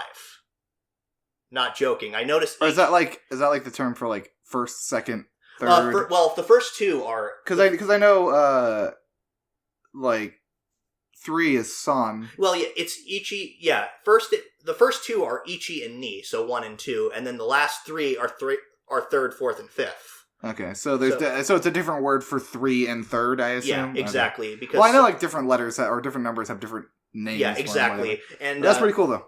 Yeah, it's apparent. I think that there was another show that did something like that, or another harem series that did something like that. Is Ichigo 100%, where all the main female leads were named after the cardinal directions. Mm. Yeah, so I wonder if that's just a habit where all the characters just have some kind of like naming convention about them. But I just thought that was a cool little piece of trivia. So the whole plot of these 2 episodes was we need to go see the fireworks, guys. Well, and taking Raiha out to an arcade. Oh yeah, because Uesugi is like, oh, I can't accept this money, but he eventually accepts it and like takes out Raiha to do stuff. Yeah, it's like, Raiha, is there anything you want to do? I want to go to an arcade. And then she basically drags Itsuki along to that arcade because she's got Emoto power. Yeah, it just looks like a couple and their daughter, pretty much. Exactly. And like they have to take like photo shoot and stuff. I mean, and then But after all that, like then the next part of the episode, and then the entirety of the next episode is all about trying to get the girls to see the fireworks. Yeah, I like the message in this in these episodes of Uesugi kind of coming upon the realization of, yeah, why am I helping you? Like, yeah, because what is all the point of this? It's actually a pretty like I'd say it's almost like a satire on that trope in particular. And because think about every harem show, because the main guy always gets involved with like the main girl for reasons, and this is actually like, that's a good question. Why the fuck am I helping you? You guys suck. Yeah, and even he acknowledges it's like, yeah, that's a good point. Why am I helping you? From a logical standpoint, it makes no sense. It's because like it started off as financial gain. Yeah. And now I think he's gotten to the point where he kind of has genuine concern for the girls and like how they're slowly starting to like drift apart as a family. Yeah, and then of course he says the absolute worst thing to girls. It's like, oh, we're friends. Nope, we're just acquaintances. Yeah. And he says that like twice and then pisses off like two of the sisters, Ichika and Miku. Yeah, is the stereotypical like protagonist obliviousness. Yeah, obliviousness to yeah. Yeah. Although I think really the only person who has any legitimate feelings for him at this point is Miku. Like Ichika, kind of. Maybe at this point, yeah. At the end of the episode, yeah, like because he like falls asleep in her lap. Yeah, exactly. And there's actually a not so subtle kind of hint at that when they were lighting off fireworks together, because after this whole like bit where we realized that Ichika is secretly an actress, I was worried that she was like doing some kind of compensated dating shit. Yeah, that was really good writing there, because I was like, because originally, I was like compensating dating, and then it kind of led to think that she was like a hooker for a little bit. But it turns out she just didn't want to admit it because she was really embarrassed, and she wanted to impress her sisters, but she didn't want to tell them until she actually got because she wouldn't be able to face them if she told them and wasn't able to make it.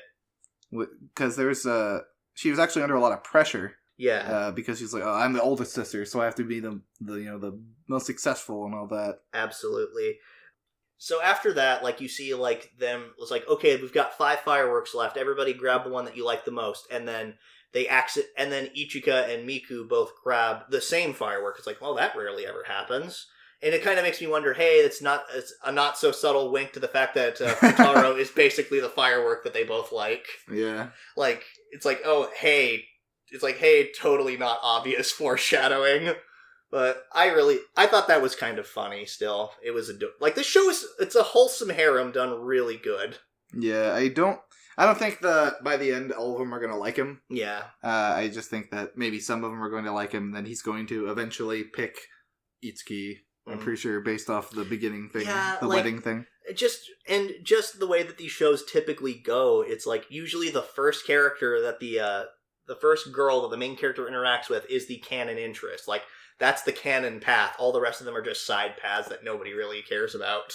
Yeah, is a really actually interesting take on a harem genre where they essentially show you who the girl he's going to end up with is in the beginning. Yeah. That never happens. That's No like kidding. That's like most of the draw for harem shows is who's it gonna be? Yeah, who's it gonna be? Even though you spin the wheel. Even though you totally know who it's gonna be because the wheel's waited. We got a really heartwarming scene though in this episode, or the most recent episode, where Ichika had that like the moment where she was doing the audition. She's like, oh, I wonder how they'd smile. Yeah. And she gave like a genuinely nice looking smile, because Usugi was pointing out like. He's like slapped her in the face or smacked her both sides of the face, like, and then stop giving that stupid fake smile. It's like, I can tell. And then even it's like, you try to pretend that you're cool with everything, but why were you shaking? But why were you shaking there in the alleyway? Yeah, I really like this protagonist. Because he's not a complete dolt. Like, he's actually smart. And then also on top of that, like, they kind of foreshadowed that he noticed that something was off, because when she was hugging him in the alleyway, he basically kind of was like, huh? Like, he kind of noticed something was off, but then he didn't acknowledge that until later. I really want to point out how weird the agent guy is, because he's like, these people are making out. I'll just sit right here. Yeah. It's like, No kidding. take a hint. Yeah, I know, right? Also, what's up with that goddamn racism when she's in the alley and they're like... Yeah, this isn't the West. Yeah, it was like, oh, we're making out. Of course we'd have to be a couple. We're not in the West. It's like, fuck you. It's like, Who do you think you are? It's like, what the fuck is that supposed to be? As a Westerner, I'm very offended. Yeah. I'm not. I don't give a shit. Now I'm going to go make out with this prostitute in an alley while I'm offended. Also, I want to say that when she was when Futuro was helping her audition, it's just like, I'm just gonna read from the script. It's like, okay, and it's just like, and he just literally just reads it off in the most like, oh my Lord Frederick. Oh God. Oh man, I legitimately am enjoying this series though. Mm-hmm. Like these past 2 episodes were absolute treats to watch. Harem. Yep, absolutely. Next up, we got The Rising of the Shield Hero, which introduced us to yet another waifu. Yeah, a random naked bird lolly show. Because boy, the internet got excited about that. Oh, man. But, yeah, totally not Chocobo waifu, by the way. She's called a filial, or they call her Philo. Yeah. But the race is filial. Yeah, but she's a chocobo. Just look at her. She's a fucking chocobo. But, so the duel in the previous episode was really cool to watch. Naofumi used a lot of clever, if not very underhanded strategies. Well, yeah, I mean, when you can't use conventional weaponry, you have to sort of be tricky. Yeah. But yeah, he was pretty much winning. But the character everyone loves to hate, mine, fucking cheating again. Yeah. I feel like 90% of her screen time is just cheating. And the other 10% is freaking giving that stupid laugh. Yeah, the Ojo-sama laugh. Just seriously, she's a freaking she is a complete bitch. Although this episode did address like a problem that some people did kind of acknowledge. It's like, okay, so there's literally no evidence, and in spite of the fact that this is supposed to be a matriarchy, we have a king and stuff like that. So how did all this come about? It turns out that the king's in on it, and so is most of the nobility. It seems. And the king just cheats for his daughter, and the king sucks. And Naofumi unlocked, it said he met the requirement for a curse series. Yeah. His little UI popped up, so that's probably, in the opening it shows him being a monster form or whatever. Yeah, exactly, which that's going to be interesting when that eventually happens, whenever that happens. I'm liking Ren and Itsuki a lot more, the sword and bow hero. Because they're actually sensible human beings. Yeah, they're like, no, she cheated. It's like, yeah, we saw it. At this point, I'm sure they both realized that Naofumi probably didn't rape that girl. It's like, yeah, they realize that something's kind of off. Like I can't necessarily blame them for thinking the way that they did, because that's just how things looked at the time. Yeah, that was all the evidence. All the evidence there pointed towards him being a rapist. Agreed. But at this point, they stood up for him in the duel. They even made sure, they stood up for him in the duel, and then when he was about to get denied payment, it's like, no, that's not fair. It's like, that's just total bullshit. Stop being a cunt. It's like, hey, it's like, it's like, we literally saw her cheat. It's like, there's no getting around that. She cheated. Yeah, and then Raphtalia had the moment where, you know that thing where it's like, oh, can I copy your homework? And it's like, oh, sure, just change it up a little bit so we don't get in trouble. Yeah. And it's just like copy-paste the scene from ReZero to where Rem was holding Subaru and calming him down. Yeah. Yeah, and Raphtalia had her little Rem moment, which... Wait, no, the Rem moment? Because I'm pretty sure it was Amelia that he was, was using as a lap pillow. No, when the Rem part. Yeah. Where she was like, when she held her arms open and calmed him down. Yeah. The part that made her fucking, everyone loved her in that show. Yeah, and hate Amelia, which Amelia's not a bad character. She's just not Rem. That aside, the whole thing, he can taste food again. Yeah, which I don't understand how that works. Maybe it's like he's stopped hating things as much. The way that I've kind of interpreted it is the fact that he had, just because of his own misery, he had just kind of blocked off the way, his perception of the world. Everything was just kind of shitty. Food was kind of bland. Raphtalia never aged. In his eyes, for the longest time, Raphtalia was still the little girl. like it was kind of revealed that he didn't see her as the actual what she looks like now. Now we got an actual explanation of how that works. Yeah, exactly. As they level up, they get older too. Which, that's gonna suck. Does that mean that if she, like, levels up to, like, a ridiculously high level, she's gonna get super old and fucking die? There's probably, like, a cap on it, I assume. Like, Maybe. She'll probably get to the point where she looks like a very mature woman, and then it'll probably stop. Yeah, maybe. Or she'll just stop aging right then and there. Yeah, who knows? But then... And I like how, like, when Raftelia was getting her slave crest, re-imprinted, which she didn't have to do, by the way. Yeah, that was an interesting choice on her part. Like, she was like, I want it as a symbol of my affection for you. I still think I'm like... That's unhealthy. It's like, that's not good. It's like, that's not healthy at all. Yeah. Like, I hope they don't treat it as such. But I guess as long as they're happy. I mean... Who am I to judge? And then I like how, like, the slave trader is all trying to, it's like, hey, buy one of these eggs. Yeah, buy one of these totally not gacha eggs. Yeah, you even said it was a gacha game, and then and then now Fumi said, what is this, a gacha game? Yeah. It was really cool seeing the medicine and magic shop kind of, like, realizing that he's not a bad person. Because, it was the positive repercussions of him helping the village ended up kind of making a lot of people see that he's a good person. Yeah, like, he was just kind of put into bad circumstances. Mm-hmm. Yeah, that was really cool, because we figured out that he, unsurprisingly, is good at protection and healing magic. Yeah, I think through Nafumi's actions and Raftelia kind of supporting him, people are slowly going to realize that all the narrative of him raping the girl was bullshit, and he's actually a really nice person.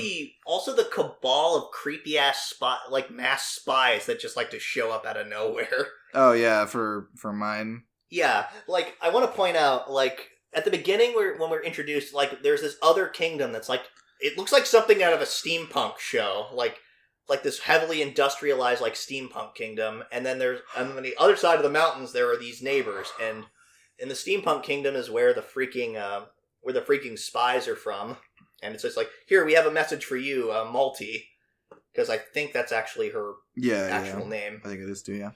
But then, like, okay, I love that she's basically trying to use, like, her royal decree. It's like, hey, let's get Motoyasu, lord of this freaking village, and we're going to increase a toll, like 50 silver pieces to get in and 50 silver pieces to get out. Yeah, when it costs like a silver for to room stay, and board. Yeah, to stay at an inn for the night and and buy food, like with food included. Yeah, the chocobo hatched. Yeah, the chocobo hatched into a tiny bird, and then finally into a full size. Chocobo. Which I'm just gonna call it chocobo. Yeah, it's a chocobo, or you could call her Philo because that is her name. Yeah. The race, fucking mine ends up cheating again 3 times, like during the race. It's like in Motoyasu's defense, I don't think he realized that she was cheating. I also think that he's not a terrible person. I think he's just really stupid. Yeah, he's really stupid and really easily manipulated. And I think eventually he's probably going to end up realizing all the shitty things that he's been doing. I hope, at least. I hope. Because I don't think, like I said, I don't think he's a terrible person. He's just really, really, really, really dumb. Yeah, really dumb. Like, I think it was hilarious, though, when he was, like, mocking the chocobo. Yeah, kicks him in the dick. Yeah, kicks him in the dick and he goes flying. Yeah, that was a little satisfying. I just want to see someone I want to see someone do something to mine in the range of slapping and disemboweling. You know, somewhere in between. Right? Yeah. I'm not too picky as long as something happens. Yeah, me too. And I think it was actually really cool. Like, when another hole appeared during the race, and then he basically uses airstrike shield to create a barrier to, like, jump off. And then win the race. Yeah, he still wins, even though she cheats numerous times. So Naofumi was the stakes that he owns the village now? No, he doesn't. Or is it just that Motoyasu doesn't? Motoyasu doesn't own the village. Okay. I'm pretty sure Loot Village is still owned by its current lord. They were going to say, here, we're collecting money. It's like, no, you know what? Keep your money. I don't want people to think that I'm stealing your restoration funds. Mm-hmm. He's like, fix the carriage and give me that thing. And then they go a step further and give him a merchant. They give him basically a merchant pass, which is like, here, if you're interested in being a trader, this will exempt you from any tolls and levies that like in the freaking other towns and stuff. Yeah, it's a pretty good plot device. Which is really cool. And it's a novel concept for a series like this. You never expect to see, like, in an isekai show, like, a person becoming a traitor. Yeah, that was one of the most interesting parts of Log Horizon, was, like, Yeah. the whole Crescent Moon Burger scheme. Oh, yeah, that's right. That he came up with. Yeah, that was really clever. Want more of that show. Yeah, it's probably not going to happen anytime soon. Reasons. Because reasons. And then, like I said, then we get Philo turns into like like it was a small bird, she turns into a slightly bigger bird, and then she turns into a full-size bird, then she turns into a big-ass fat bird, and then I guess just the natural transformation is a random naked bird lolly. Yeah, well, we saw her in the opening, so I'm assuming she has the ability to switch back and forth, probably. Yeah, maybe. Like, she's gonna be the one that pulls the carriage, but also she can be a token lolly when needed. Yeah, exactly. So, last on our list is Run with the Wind. The boys finally made it. Yeah. They finally made it. Made it all to the qualifier. Haiji reports everything to the coach, which I keep forgetting exists. Yeah. Because he's the coach. He's the official coach for the team. I mean, usually Haiji does all the coaching. Yeah, all the coach stuff. Although I'm assuming Haiji probably asked him for advice a lot of time, like off screen, probably. Yeah, I imagine so. Like, and that's certainly what it seems like he was doing here. Mm-hmm. And then I thought it was hilarious. I thought it was hilarious when the old man was just kind of sitting at the table, just saying, "Hey, my legs don't work quite the well. My hips and legs are shot. They don't work the way they used to." But then he heard something at the door.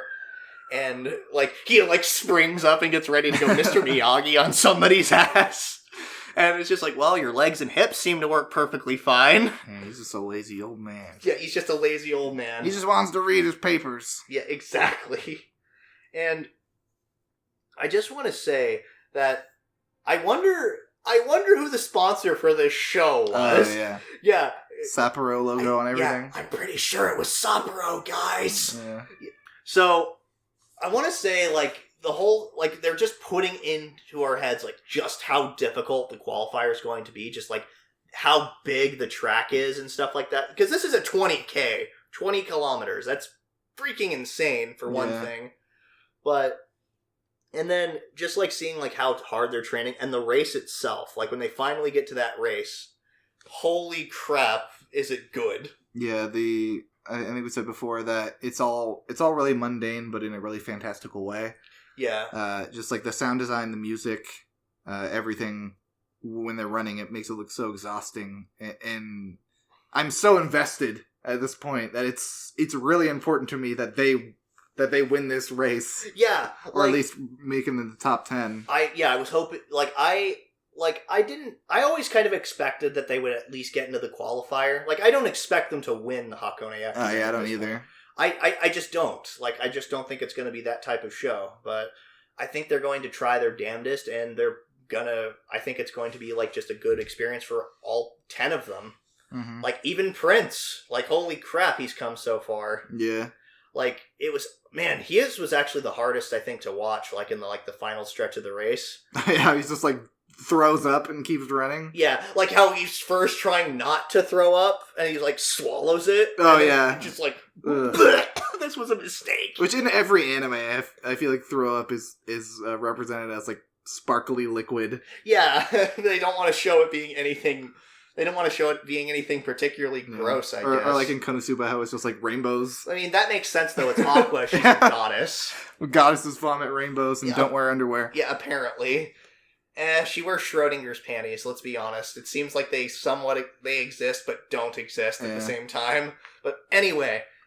Musa pointed out a thing that he thinks that the twins... So, he thinks that Hana... likes one of the twins. Why not both? Yeah, being both. Because, as Kakeru pointed out, they're both basically the same person anyway. Yeah, that'd be awkward. But I think that's hilarious. Seeing King have a proper running stance is actually kind of jarring. Oh yeah, because he's usually like hunched over. Yeah. And so Haiji, I'm worried about Haiji because at 2 points in the race he ended up hurting his knee. Yeah, like the first part when the guy fell down, and the next part where he was trying to like sprint ahead. Yeah. So I don't. It was before that. Like his leg had started acting up, and he basically was just saying, "No, I'm not going to let this affect me. I'm going to push through it." Pretty much is what it seemed like, because like everything cut to negative, which was a really cool shot. Everything cut to negative, and like except for like the wound on his leg was like bright red. Yeah. Like, and then like you see him wince, but then grit his teeth and just start running faster. Yeah, and so he's made it to the qualifier, but I'm worried if he's going to actually be able to run in the Hakone Ekiden. Yeah, I think his doctor might end up being like, no, you shouldn't do this. Yeah. Which he's not going to back out of that. Like, that's... He tried so hard to get there. Yeah, it was... When they... So talking about the announcement, because that was probably the best scene. Oh, yeah. When they were announcing the winners. Let's not beat around the bush. It was predictable. Like, obviously they were going to get announced, and of course they were, just for the sake of tension, they were going to get announced last. That being said, they certainly built up the tension enough, and they made you invested enough because of all the characters' reactions and stuff, where it felt like maybe they wouldn't. Yeah, it's like I said when Prince was...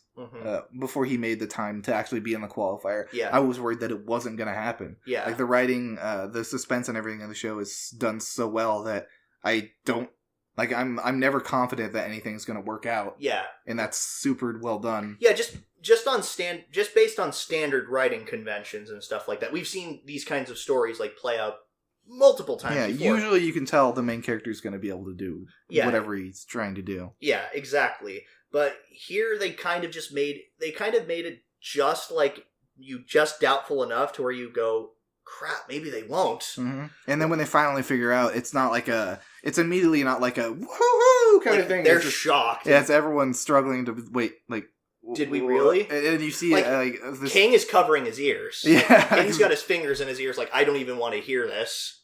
Yeah. Like, and then everybody, and like all their reactions just feel like genuine. Like Haiji like being absolutely speechless but still being happy, just looking up towards the sky, like looking like he's about to cry. Mm-hmm. Man, just everything about this episode. Even like Prince, when we find out, like Hana tells him, it's like you beat the 200s. Like you just see like the faintest of smiles on his face, like even though he looks like he's in great pain. Yeah, it was pretty impressive. I think he managed to finish in the top 100 out of 200 people. He beat the 200s. Was it? Yeah, he didn't. As in, okay. So wait. He was in the top. He was in the top 200, but he wasn't like number 200. Okay. Well, how many people were there? I don't know, quite a few. Like there were like a lot of. There were like 300-400 people, maybe more. But I want to say, like, I love it when sports series actually show you like things where things don't always work out. Like the guy who tripped, like we see him like get up and start to run again, but then later we see him like Prince running past him, and he's like breaking down, actually crying.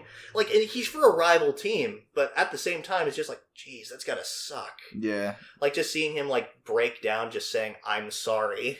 Like, I just wasn't good enough, pretty much. That's gotta be heartbreaking. Yeah, for sure. Especially for something you spend, like, months, if not years, training for. Exactly. Like, and you just felt like you let yourself down, you let your team down, all that good shit. But the boys made it. the boys made it, but... I love the talk when they're just walking back and they're just kind of, like, in disbelief. Yeah. And then... the twins, like, talk to Kakeru, actually. Does Haiji want to win this? I really don't think that's possible. Yeah. Like it's like they averaged like 7 minutes faster than we did. Yeah, the thing is, like, the whole time they were like cheering on, like, yeah, we're gonna make it to the qualifier and we're gonna do the qualifier, and this is like the first point where you see the twins like actually second guessing themselves. It's like, yeah, we made it to the qualifier. It's like, but it's like, what does Haiji mean when we're gonna reach the top? It's like just seeing that difference in speed. Yeah. Just like reality finally hitting them. And I'm assuming that when they say 7 minutes faster, like I'm assuming that's per kilometer, because on average, because they say that on average, like the speed per kilometer should be about like 3 minutes, like or so. But for them, it was like 10 minutes, like when they calculated like the speeds of all their teammates. So I imagine that the other teams were just that much faster. It's going to be interesting, though, seeing Kakeru, like, going up against Sakaki, though. Oh, yeah, because their team made it, too. Yeah, their team is, like, was in the top team that made it. They were the number 1 qualifier. No, I don't think. No, they weren't the number one. The number one was like the exchange students. No, the exchange students were all like going to different schools. Like Sakaki's. Oh, okay, gotcha. Sakaki's was Sakaki's wore blue tracksuits, like dark blue tracksuits with white stripes, and they were like the number one qualifier. Yeah, okay. Yeah, and also speaking of exchange students, Kakeru managed to beat one. Oh yeah, or at least tie one. That was a really cool artistic moment where he got into like, it looked like he got into a trance where he didn't even realize how fast he was going. Yeah. He just wanted to go faster and faster. He wasn't even paying attention to any of the other racers. Yeah. And then you see, right when he crosses the finish line, he looks back and realizes, it's like, where is everyone else at? Yeah. Yeah. And then even the other like exchange student just kind of walks up to him and pats him on the back, basically. Yeah, that was really cool. It's like, hey, you did a good job. Good humility there. Yeah, that was really cool. I freaking love this show. Like, again, I never thought I'd be this invested in a show about running a long distance. Yeah. Like, but I totally am. Like, this show is great. Mm-hmm. That's going to be it for week 5 and 6 of the Timesink Anime Podcast. Winter 2019. Yep, winter 2019. We got some stuff we're working on right now. We're working on we just finished watching Sirius the Jaeger, which was really good. Yeah, it was an enjoyable show. We're working on getting a review out for that soon. We're also going to be putting out our mid-season review, where we're going to be talking about some shows that, people might not have been picking up on, and some stuff we've been watching on the side. Our favorites so far, that kind of whole thing. Glad to be back, guys. Thank you for tuning in. And sorry for missing last week. Yeah. We were very sick. Yeah. And we'll see you on the next episode, guys. Until then, take care of yourselves.